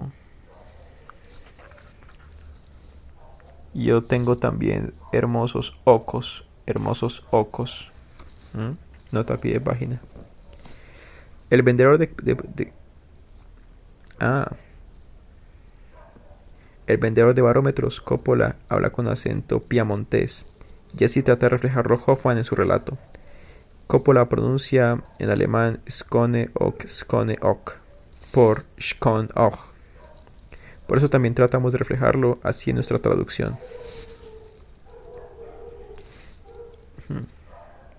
Hermosos ojos, hermosos ojos. Hermosos ojos, supongo. Natanael, aterrado, gritó: «Ser miserable, ¿cómo puedes tener ojos, ojos, ojos?». Pero al instante, Coppola dejó a un lado sus barómetros, introdujo sus manos en los anchísimos bolsillos de su levita y comenzó a extraer de ellos gran variedad de impertinentes y anteojos que depositó sobre la mesa. Aquí, aquí, lentes, lentes para ponerse en la nariz. Estos son mis ojos, hermosos ojos. Y, diciendo esto, siguió sacando más y más lentes del bolsillo, que comenzaron a tremolar y brillar de una extraña manera amontonados sobre la mesa. Miles de ojos parecían observar fijamente a Nathanael, que no podía apartar su mirada de ellos. Y Coppola seguía sacando sin descanso más y más lentes, y cada vez refulgían con mayor violencia las miradas salvajes e incendiarias que parecían lanzar rayos ensangrentados al pecho del aterrorizado estudiante. Fuera de sí, aterrado, gritó: «Detente ya, detente de una vez, hombre maldito». Sin darse cuenta, mantenía aferrado del brazo a Coppola, que, precisamente, volvía a introducir la mano en el bolsillo para seguir sacando más lentes sin preocuparse de que la mesa estuviera ya completamente cubierta. Este se deshizo de él suavemente y, riendo ronca y burlonamente, comenzó a recogerlas mientras decía: «Ah, no para usted, pero aquí, hermoso cristal». Entonces, una vez que hubo recuperado de la mesa las lentes, comenzó a sacar del otro bolsillo cantidad de anteojos y catalejos de todos los tamaños. En cuanto desaparecieron las lentes, Nathanael se tranquilizó y, pensando en Clara, trató de convencerse de que el terrible fantasma solo había salido de su mente y que Coppola únicamente era un gran mecánico y un honrado óptico, y que de ningún modo podía ser el maldito Socias o el espectro de Coppelius. Por otra parte, aquellos anteojos que ahora Coppola depositaba sobre la mesa no tenían nada de especial, al menos no poseían aquel brillo fantasmal de las lentes. Para quedar bien, Nathanael decidió comprarle algo, esta vez a Coppola.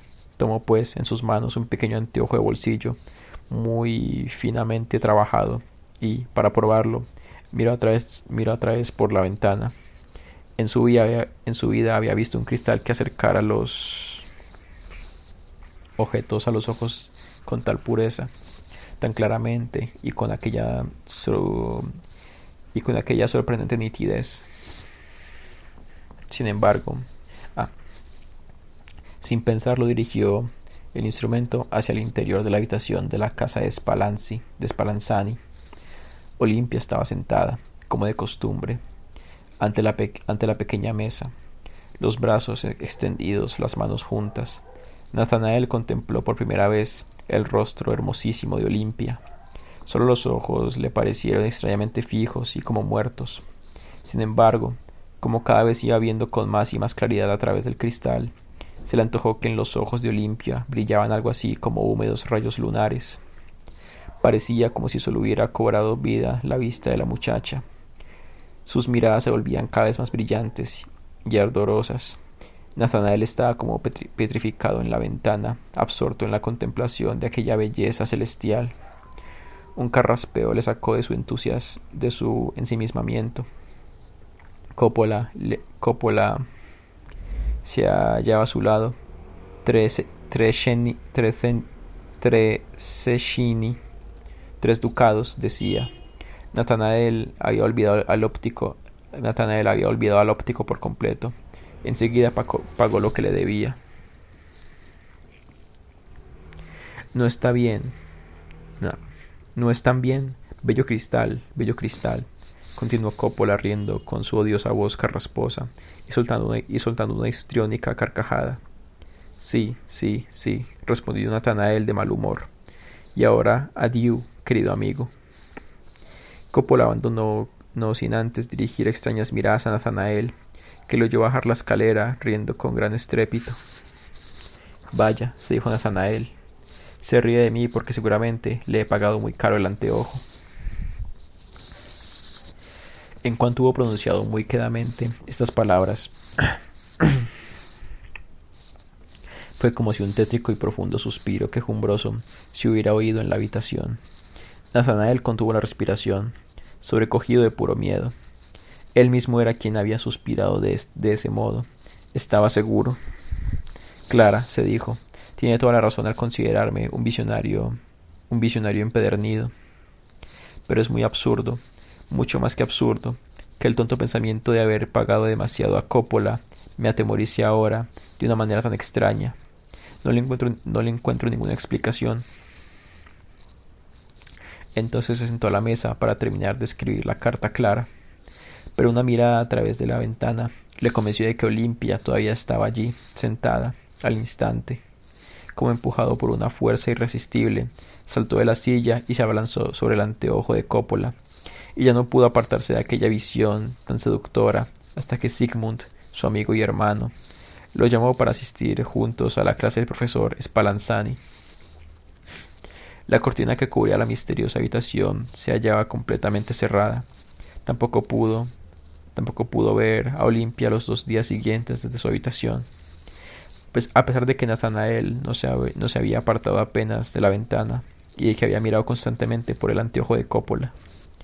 El tercer día, incluso las persianas estaban cerradas. Desesperado, lleno de nostalgia y arrastrado por ardientes deseos, traspasó las puertas de la ciudad. Olimpia flotaba ante él en el aire. Aparecía tras la floresta y le miraba con sus grandes ojos resplandecientes por encima del límpido riachuelo. La imagen de Clara se había borrado enteramente de su alma. Ya no pensaba más que en Olimpia, y con voz muy alta y sollozante se lamentaba. Ah, tú, amada mía, queridísima, porque ahora que acabas de entrar en mi vida desapareces sin más y me abandonas, condenándome a esta noche oscura sin esperanza. Cuando se disponía a volver a su vivienda, percibió una ruidosa agitación en la casa de Spallanzani. Las puertas estaban abiertas y unos hombres entraban y salían sin parar transportando de un sitio para otro toda clase de utensilios. Las ventanas del primer piso se hallaban también abiertas. De par en par. Una multitud de atareadas mujeres armadas de largas escobas limpiaba y quitaba el polvo con afán de acá para allá. Y mientras, en el interior, se oían los golpes y martillazos de los carpinteros y los tapiceros. Nathanael permaneció parado en la calle, asombrado. Entonces apareció Sigmund, que, sonriéndole, le dijo: «¿Y bien, qué me dices de nuestro viejo Spallanzani?» Nathanael aseguró que no podía decir gran cosa, pues él no sabía nada en absoluto del profesor, pero que muy grande había sido su sorpresa al advertir en aquella casa siempre tan tranquila aquel insólito alboroto y tanta actividad. Sigmund le contó entonces que Spallanzani quería dar una gran fiesta al día siguiente, que habría concierto y baile, y que estaba invitada a media universidad. Por todas partes se comentaba que Spallanzani dejaría aparecer en público por primera vez a su hija Olimpia, a la que durante tanto tiempo había mantenido oculta, guardándola con tanto celo de los ojos humanos. Nathanael recibió también una invitación y, a la hora indicada, acudió con el corazón palpitante a la casa del profesor. Cuando ya llegaban los carruajes y las luces brillaban en los salones engalanados, la sociedad allí reunida era numerosa y resplandeciente. Olimpia pareció ricamente vestida y con gusto exquisito. Todos los presentes admiraban su bellísimo rostro, así como su bien modelada figura. La curvatura un tanto extraña de la espalda y la delgadez de avispa del talle parecían acusar los efectos de la presión de un corsé demasiado apretado. Tanto su compostura como su forma de caminar tenían un algo de precisión y rigidez que a muchos les producía un cierto desagrado. Esto se atribuía al embarazo que le producía el hecho de mostrarse por primera vez en sociedad. El concierto comenzó. Olimpia tocó el piano con extraordinaria habilidad e interpretó un aria con voz tan pura, tan aguda, que casi se parecía a los tañidos de una finísima campana de cristal. Nathanael la contemplaba embelesado. Se hallaba sentado en las últimas filas y debido al reflejo de las velas no podía distinguir con claridad los rasgos de Olimpia. Por eso, sin que nadie lo notara, sacó el cristal de cópola y lo dirigió hacia la bella. Entonces descubrió cómo ésta le dirigía su mirada, llena de deseo, como acompañaba cada nota de un detalle amoroso que, encendido, le llegaba a él hasta lo más íntimo de su ser. Las complicadas inflexiones de la voz le parecían a Nathanael el himno celestial del alma, que declaraba su amor. Las complicadas inflexiones de la voz le parecían a Nathanael el himno celestial del alma, que declaraba su amor. Al terminar, mientras todavía flotaba en la sala la cadencia del ritmo final, Nathanael, como sacudido repentinamente por un brazo incandescente, no pudo contenerse más y tuvo que exclamar en voz alta, henchido de dolor y embeleso: ¡Olimpia! Inmediatamente, el entusiasmado estudiante se convirtió en el blanco de todas las miradas. Alguien reía. El organista de la catedral, adoptando una expresión más lúgubre aún que la habitual, le instó a que se callara con un «ya está bien». El concierto había terminado. Dio comienzo el baile, bailar con ella. Esa era la meta de todos sus deseos, de todo su afán, pero ¿de dónde sacaría el valor necesario para atreverse a bailar con la reina de la fiesta? Pero sí, lo haría. Ni él mismo supo cómo ocurrió que, justo al comenzar el baile, se encontró muy cerca de Olimpia, a la que aún no había solicitado, y sin apenas haber pronunciado unas palabras de presentación, la tomó de la mano.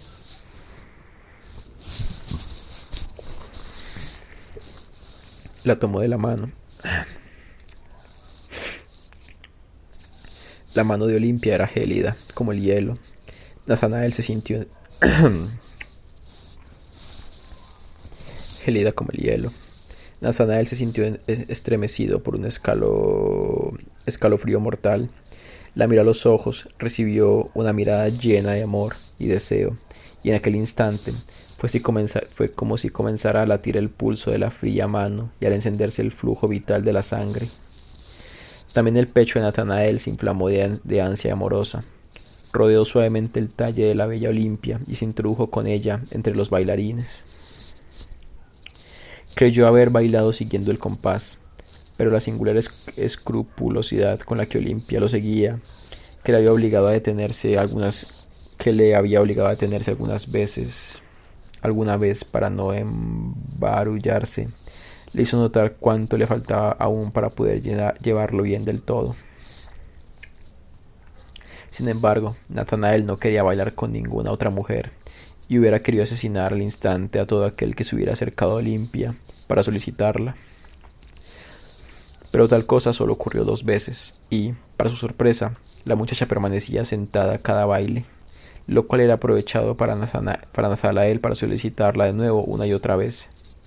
Si él se hubiera fijado en algo más que en la bella Olimpia, hubiera sido inevitable que se enzarzara en algún tipo de riña o duelo fatal, pues aquí y allá, de los rincones y de los corros de jóvenes surgían murmullos y sonrisas, apenas contenidas, cuyo motivo era la bella muchacha, a quien todos perseguían con curiosas miradas, sin que nadie pareciera conocer el motivo. Embriagado por el baile y el excelente vino, Nathanael se había olvidado de su natural timidez.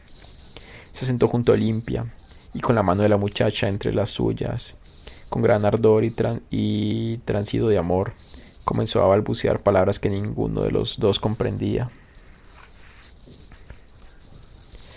Aunque quizá Olimpia sí las comprendía, pues lo miraba imperturbable a los ojos mientras suspiraba una y otra vez. Ah, ah, ah. Así es que Natanael seguía diciendo: oh, tú mujer soberana y celestial, tú, rayo que surges de la tierra prometida de más allá del amor, tu alma purísima, en la que se refleja todo mi ser, y más cosas por el estilo, mientras Olimpia suspiraba: ah, ah. El profesor Spallanzani pasó un par de veces junto a la feliz pareja y le sonrió extrañamente satisfecho. A Nathanael le parecía que, sin darse cuenta, había venido a parar a otro mundo. De pronto, notó también que el salón se hallaba mucho más oscuro. Miró a su alrededor y, para su disgusto, observó que solo dos bujías seguían luciendo en la sala y que pronto se apagarían. Hacía tiempo que había cesado ya el baile y la música. Separación, separación, gritó con ímpetu, completamente desesperado. Besó la mano de Olimpia y luego se inclinó para besar su boca. Sus labios ardientes se encontraron con los de ella, fríos como el hielo, igual que cuando tocó la mano helada de la muchacha. También esta vez sintió que un escalofrío recorría su cuerpo. Por unos instantes pensó en la leyenda de la novia muerta. Nota a pie de página. Una versión de la leyenda de la novia muerta que aparece una noche en casa de su prometido. La narra Goethe en su balada Die Braut von Corinth, la novia de Corinto. Fin de la nota. Por unos instantes pensó en la leyenda de la novia muerta, pero sentía cómo Olimpia le oprimía contra su cuerpo y cómo con el beso aquellos labios parecían recobrar su calor. El profesor Spallanzani se acercó lentamente por la sala vacía. Sus pasos sonaban huecos y su figura, bañada por fragmentos de sombra, adoptaba un aire grisáceo y fantasmal. Me amas, Olimpia.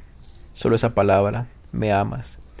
Así musitaba Nathanael, pero Olimpia suspiró y se levantó para repetir: ah. Sí, mi adorada, mi estrella amada y majestuosa, decía Nathanael. Me abandonas, pero eres para mí como una luz que ilumina mi alma para siempre. Ja, ja. Suspiraba Olimpia mientras se alejaba. Nathanael la siguió y ambos se encontraron frente al profesor. Se ha entendido usted extraordinariamente bien con mi hija, dijo este riendo. Vaya, mi querido señor Nathanael. Si encuentra usted placer en conversar con esta joven tan tímida, me agradará que venga a visitarnos. Para Nathanael fue como si un cielo resplandeciente se le hubiera abierto en el pecho. La fiesta de Spallanzani fue el tema de todas las conversaciones en los días posteriores. Sin tener en cuenta el empeño del profesor para que todo hubiera lucido con esplendor, unos cuantos graciosos se las ingeniaron muy bien para chismorrear y criticar toda clase de imperfecciones y de pequeñeces de la fiesta. Pero sobre todo, se habló mucho de la muda Olimpia y su rigidez mortal, a la que, sin reparar en su belleza externa, atribuían una completa estupidez, encontrando en eso la razón de por qué Spallanzani la hubiera mantenido oculta durante tanto tiempo. Para Nathanael todo esto era muy desagradable, pero prefería guardar silencio, ya que pensaba que no merecía la pena tratar de probar a tales personajes que, precisamente, era la necedad que les embargaba la que les impedía reconocer la profundidad del alma soberana de Olimpia. Hazme el favor, hermano, dijo un día Sigmund, hazme el favor y dime, ¿cómo se te ocurrió, a ti, un tipo cabal, colarte por esa cara de cera, por esa muñeca de madera de ahí enfrente? Nathanael estuvo a punto de responderle encolerizado, pero supo contenerse a tiempo y solo repuso: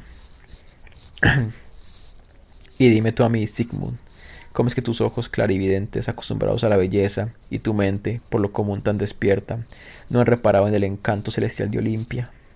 Aunque, por otra parte, ha sido un acierto, pues de lo contrario te habría tenido como contrincante, y uno de los dos debería morir. Sigmund se dio cuenta enseguida del estado de su amigo. Por eso, con tacto y habilidad se desvió, y tras hablar de que era difícil juzgar y hablar del ser amado con objetividad, añadió: lo que me extraña es que tantos de nosotros tengamos la misma opinión sobre Olimpia. Esa muchacha. No me lo tomes a mal, hermano. Nos parece un tanto rara, como si fuera muy estirada y careciera de alma. Su cuerpo es muy hermoso, tanto como su rostro, eso sí que es verdad. Podría pasar por bella si su mirada no pareciera sin vida.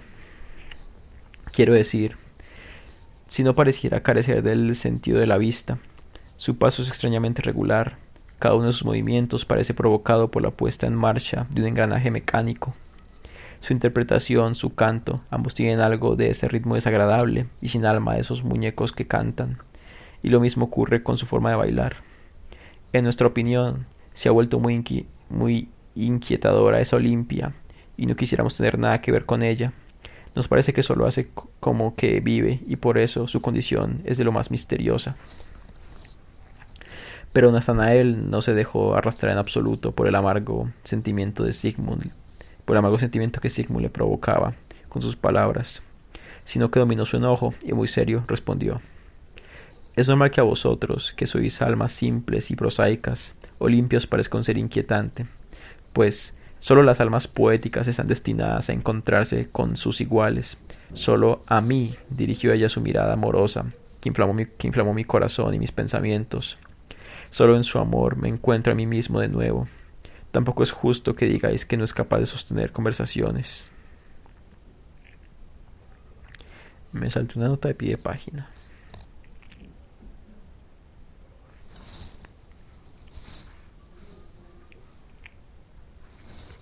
No. Sostener conversaciones como las de los demás seres. No habla mucho, es cierto, pero esas pocas palabras parecen verdaderos hieroglíficos. Nota a pie de página. Griego, hieroglifo, jeroglífico, cifra secreta. Desde Novalis hasta Eichendorff, uno de los conceptos clave del romanticismo. Fin de la nota. Verdaderos hieroglíficos, de un mundo interior pleno de amor y del conocimiento elevado que suscita la vida espiritual y la contemplación del eterno más allá. Pero como vosotros no podéis apreciar estas cosas, solo os parecen palabras vanas. Que Dios te proteja, señor hermano, dijo Sigmund en tono amable, casi con tristeza. Pero creo que vas por mal camino. Puedes contar conmigo si es que... No quiero seguir hablando. Nathanael pareció sentir de repente que aquella alma prosaica de Sigmund le era verdaderamente fiel. Por eso estrechó de todo corazón la mano que el amigo le tendía. Nathanael había olvidado por completo la existencia de Clara y de su amor por ella. Su madre, Lothar, todos habían desaparecido de su mente. Él solo vivía para Olimpia, junto a quien pasaba horas enteras sentado, fantaseando sobre su amor, la empatía de las almas, las afinidades selectivas de lo físico, etc. Temas que Olimpia escuchaba con devoción. Nathanael recuperó de lo más profundo de su escritorio la totalidad de sus escritos, poemas, toda clase de fantasías y visiones, novelas, relatos, a los que diariamente añadía multitud de disparatados sonetos, estancias y canzonas, que, una tras otra, leía Olimpia durante horas, sin descanso. Nunca había conocido a nadie que supiera escuchar tan bien como ella. No hacía punto ni cosía, no miraba por las ventanas, no daba de comer a algún pajarito, no se distraía con un perro de aguas ni con su querido gato, no recordaba figuritas de papel o jugueteaba con cualquier otro objeto entre las manos, ni tenía tampoco que disimular un bostezo o una tosecilla forzada. En definitiva, miraba durante horas enteras fijamente a los ojos de su enamorado, sin levantarse, sin un gesto, mientras su mirada se iba volviendo cada vez más cálida y más viva. Solo al final, cuando Nathanael se levantaba y le besaba la mano o bien la boca, ella decía y añadía: buenas noches, querido. Oh, tú, alma soberana y profundísima, exclamaba Nathanael en su habitación. Solo tú eres capaz de comprenderme. Todo su interior se estremecía embelesado cuando recordaba la extraordinaria afinidad que día a día se manifestaba tanto en su alma como en la de Olimpia, y le parecía como si ella hubiera hablado a su obra con una voz interior, a su don poético, como si, con su perspicacia, le hubiera hecho adoptar el tono que le correspondía.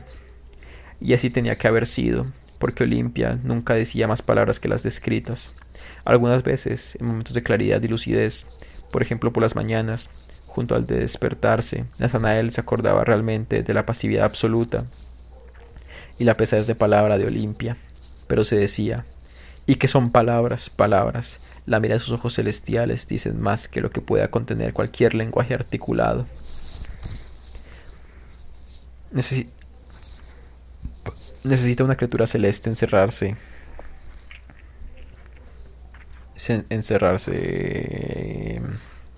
estrecho círculo del quejido humano que sirve para expresar nuestras necesidades. El profesor Spallanzani parecía alegrarse mucho de la relación de su hija con Nathanael. Prodigaba a este inequívocos gestos que le mostraban su simpatía. Y cuando al fin Nathanael se dedicó a insinuar un posible enlace con Olimpia, riendo abiertamente le contestó que dejaría a su hija completa libertad para elegir a quien ella quisiera. Animado por esas palabras, con el corazón inflamado y anhelante, Nathanael decidió justo al día siguiente implorar a Olimpia que le dijera claramente, con palabras, lo que ya le había dicho desde hacía tanto tiempo su dulce mirada, que de verdad quería ser suya para siempre.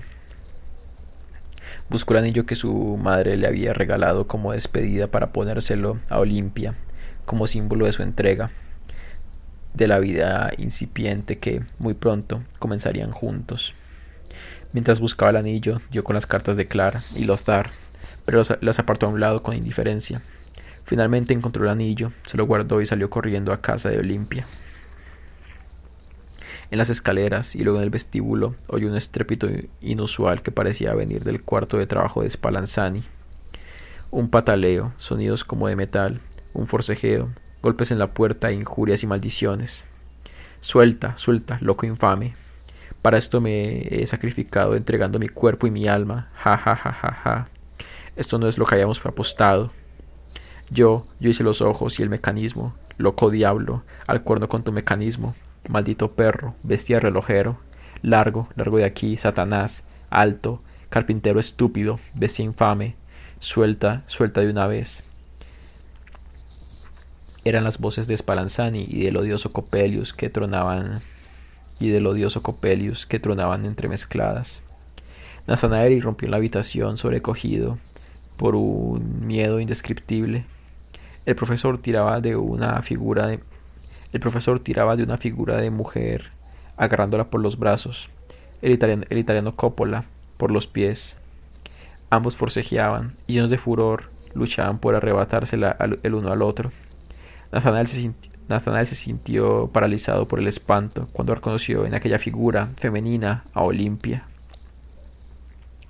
Inflamado de una cólera salvaje, quiso, a su vez, arrebatar la presa de los rabiosos contrincantes, pero en ese mismo instante, Coppola, con una fuerza sobrehumana, arrancó de un fuerte tirón aquel cuerpo de las manos del profesor, y con él le propinó un golpe terrible en la cabeza, que hizo que Spallanzani retrocediera tambaleándose y se fuera a caer sobre una mesa llena de alambiques, retortas, botes y tubos de cristal de todas clases, que estallaron hechos añicos.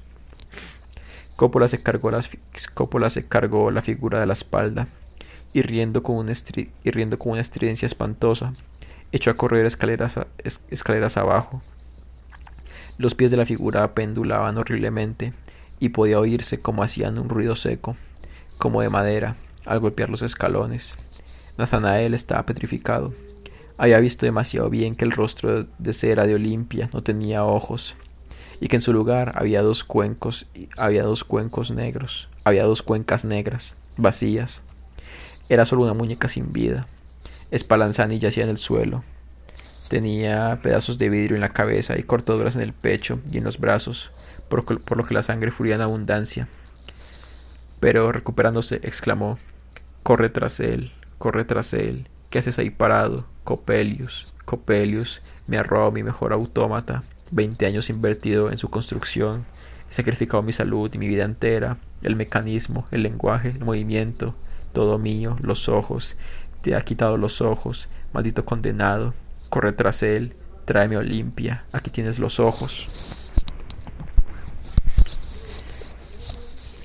Y entonces Natanael descubrió en el suelo un par de ojos ensangrentados que le miraban inmóviles. Spallanzani los recogió con su mano sana y los lanzó hacia él de tal modo que fueron al darle en medio del pecho. Natanael sintió como la locura clavaba en él sus garras incandescentes y como éstas desgarraban su alma y sus conocimientos. Fui, círculo de fuego, gira, gira, círculo de fuego. Qué divertido, qué divertido. Vuélvete, muñequita linda, baila, muñequita de madera. Y con estas palabras se abalanzó sobre el profesor y comenzó a apretarle el cuello. Le hubiera estrangulado de no ser porque el alboroto había traído ya a muchas personas, que entraron precipitadamente y lograron separar al enfurecido Natanael, salvando así al profesor, que solo había resultado ligeramente herido. Ni siquiera Sigmund, que era muy fuerte, pudo controlar la furia de Natanael, que gritaba como un poseso una y otra vez. Vuélvete, muñequita linda, y soltaba tremendos puñetazos a diestro y siniestro. Finalmente, gracias a la ayuda de unos cuantos, lograron dominarlo, tirándolo al suelo, donde lo ataron. Sus palabras se transformaron en un espantoso rugido animal. Y así, furioso de rabia y delirando, se lo llevaron al manicomio. Antes de que te siga contando, amable lector, lo que le ocurrió a continuación al pobre Natanael, y por si acaso tienes algún interés en conocer el destino del mecánico fabricante de autómatas Spallanzani, puedo asegurarte de que este curó completamente sus heridas. Tuvo que abandonar la universidad debido al escándalo que suscitó la historia de Natanael, y además porque se tuvo por un engaño mayúsculo, por algo que debía estar completamente prohibido: llevar de forma encubierta a una muñeca de madera a las honestas reuniones de sociedad.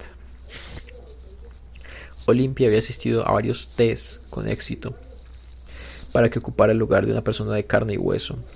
Los juristas consideraron el asunto más sutilmente y lo calificaron de punible, al entenderlo como una burla dirigida contra el gran público, y también es significada que nadie, aparte de unos cuantos estudiantes muy listos, se había dado cuenta del engaño, a pesar de que ahora, cuando ya todo había pasado, muchos se afanaban en promulgar los detalles de que les habían parecido sospechosos. Pero en promulgar los detalles que les habían parecido sospechosos. Pero, en realidad, no aportaban nada revelador, y es que no resultaba extraño, según el testimonio de un elegante asiduo a los tés de sociedad, el hecho de que, contradiciendo todas las reglas de la buena educación, Olimpia comiera más que bostezar en tales reuniones. Ay. No resulta extraño que Olimpia comiera más que bostezar en tales reuniones.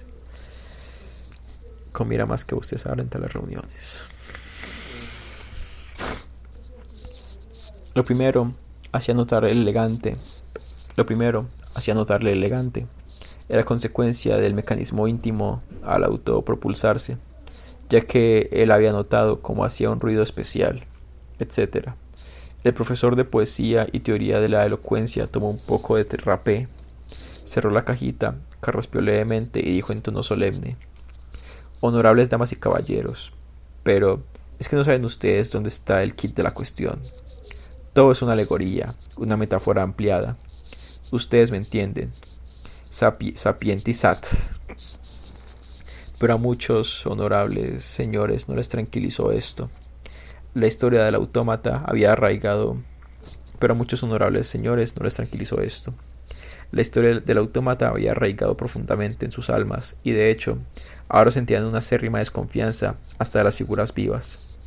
Muchos enamorados, para convencerse de que no amaban a una muñeca de madera, Exigían que su prometida no bailara siguiendo rígidamente el compás, o que se afinara un poco cuando cantara, que mientras ellos le leían algo, cosiera o hiciera punto o jugara con su perrito, etc. Pero, sobre todas las cosas, que no se limitara a escuchar, sino que, a veces, hablara de tal forma que demostrase que realmente pensaba y sentía. Estos pactos amorosos fueron la causa de que muchas parejas se entendieran mejor y de que otras se fueran separando poco a poco. Esto no puede tolerarse, decían tanto unos como otras. Para desterrar toda sospecha, en los tés se bostezaba muchísimo y no se comía absolutamente nada. Como ya dijimos, Spallanzani tuvo que abandonar la ciudad para zafarse de las investigaciones criminales después de haber engañado a la sociedad con el autómata. Coppola también había desaparecido. Nathanael despertó como de un sueño pesado y terrible. Abrió los ojos y sintió un indescriptible bienestar, como si todo su cuerpo se hallara inundado por un tibio calor celestial. Estaba en la cama, en su casa paterna. Clara se inclinaba sobre él, y alrededor, de pie, estaba la madre de Lothar. Por fin, oh queridísimo Nathanael, al fin estás curado de tan grave enfermedad. Al fin has regresado otra vez a mí, decía Clara con toda su alma, mientras abrazaba a Nathanael. Pero embargado por la nostalgia y una emoción sin igual, derramaba abundantes lagrimones cristalinos y ardientes y murmuraba entre suspiros: «Ah, Clara, mi Clara». Sigmund, que había permanecido fiel a su amigo durante la desgracia, entró en la habitación. Nathanael estrechó su mano. «Tú, querido amigo, no me has abandonado». Toda huella de locura parecía haber desaparecido. Nathanael se recuperó muy pronto, gracias a los cuidados que le prodigaban su madre, su prometida y su amigo. La felicidad entró en la casa por partida doble, pues, por otro lado, un anciano tío, mezquino y de quien nadie hubiera esperado nada, murió y dejó en herencia a la madre de Nathanael una modesta fortuna nada despreciable, y además una pequeña propiedad situada en una hermosa comarca a las afueras de la ciudad. Allí tenían pensado mudarse todos ellos, la madre de Nathanael con su Clara, con la que iba a desposarse, y Lothar. Nathanael se había vuelto más tierno, más aniñado de lo que había sido nunca, y por primera vez hacía justicia al excelente carácter de Clara. Nadie le mencionaba el pasado ni en lo más mínimo. Tan solo, cuando Sigmund se despidió de él, Nathanael dijo: «Por Dios, hermano, me hallaba en un mal camino, pero un ángel me devolvió a tiempo a la verdadera senda. Ese ángel fue Clara». Ay.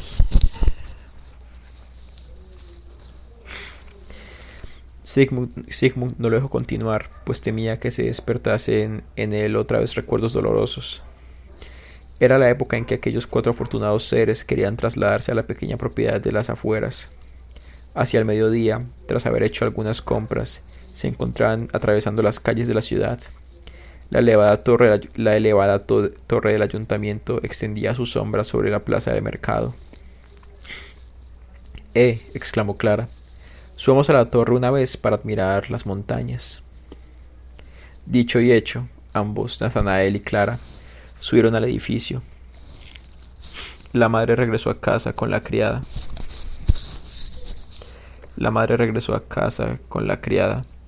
Y Lothar, poco dado a subir escaleras, prefirió esperar abajo.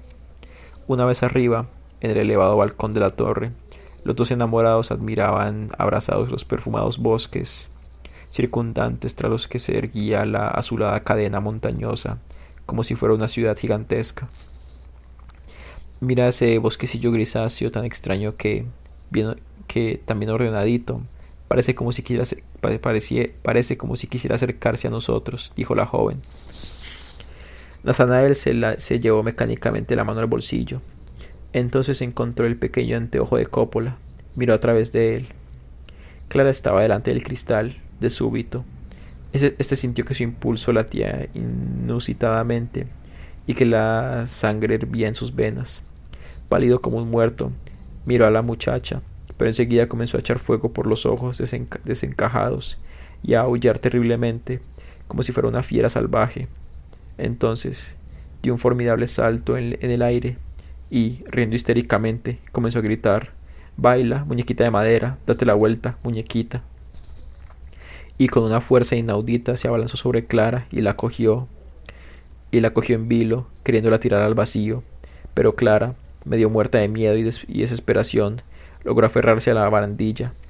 Lothar oyó el alboroto y los gritos de Clara y, sobrecogido por un atroz presentimiento, salió corriendo hacia la torre.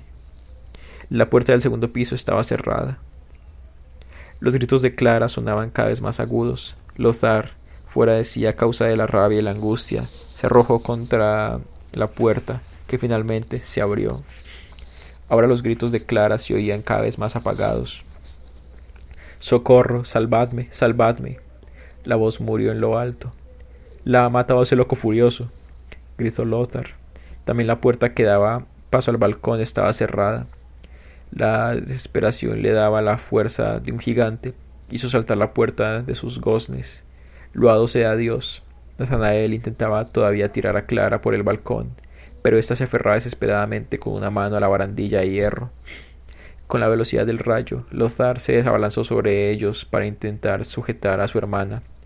Pudo tirar de ella hacia arriba, a la vez que ella encajaba, a la vez que ella, a la vez que ella,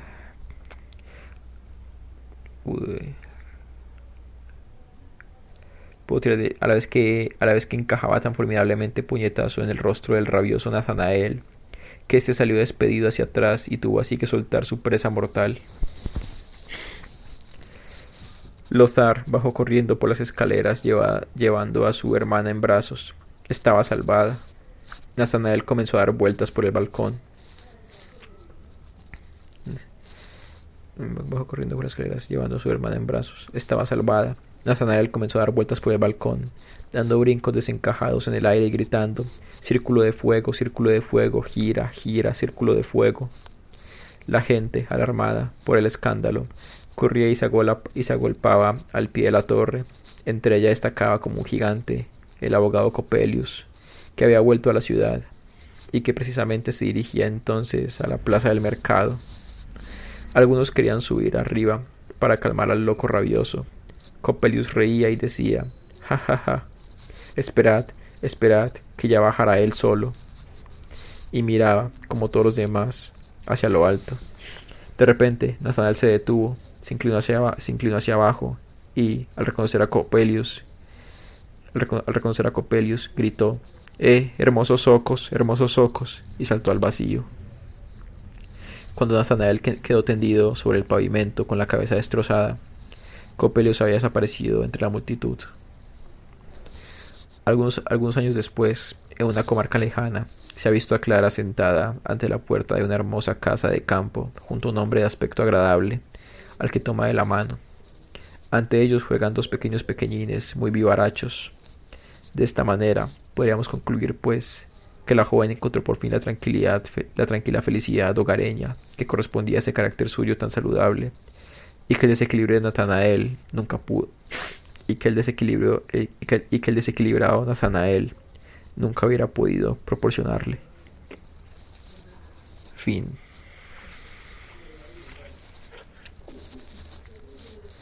Estuvo bueno.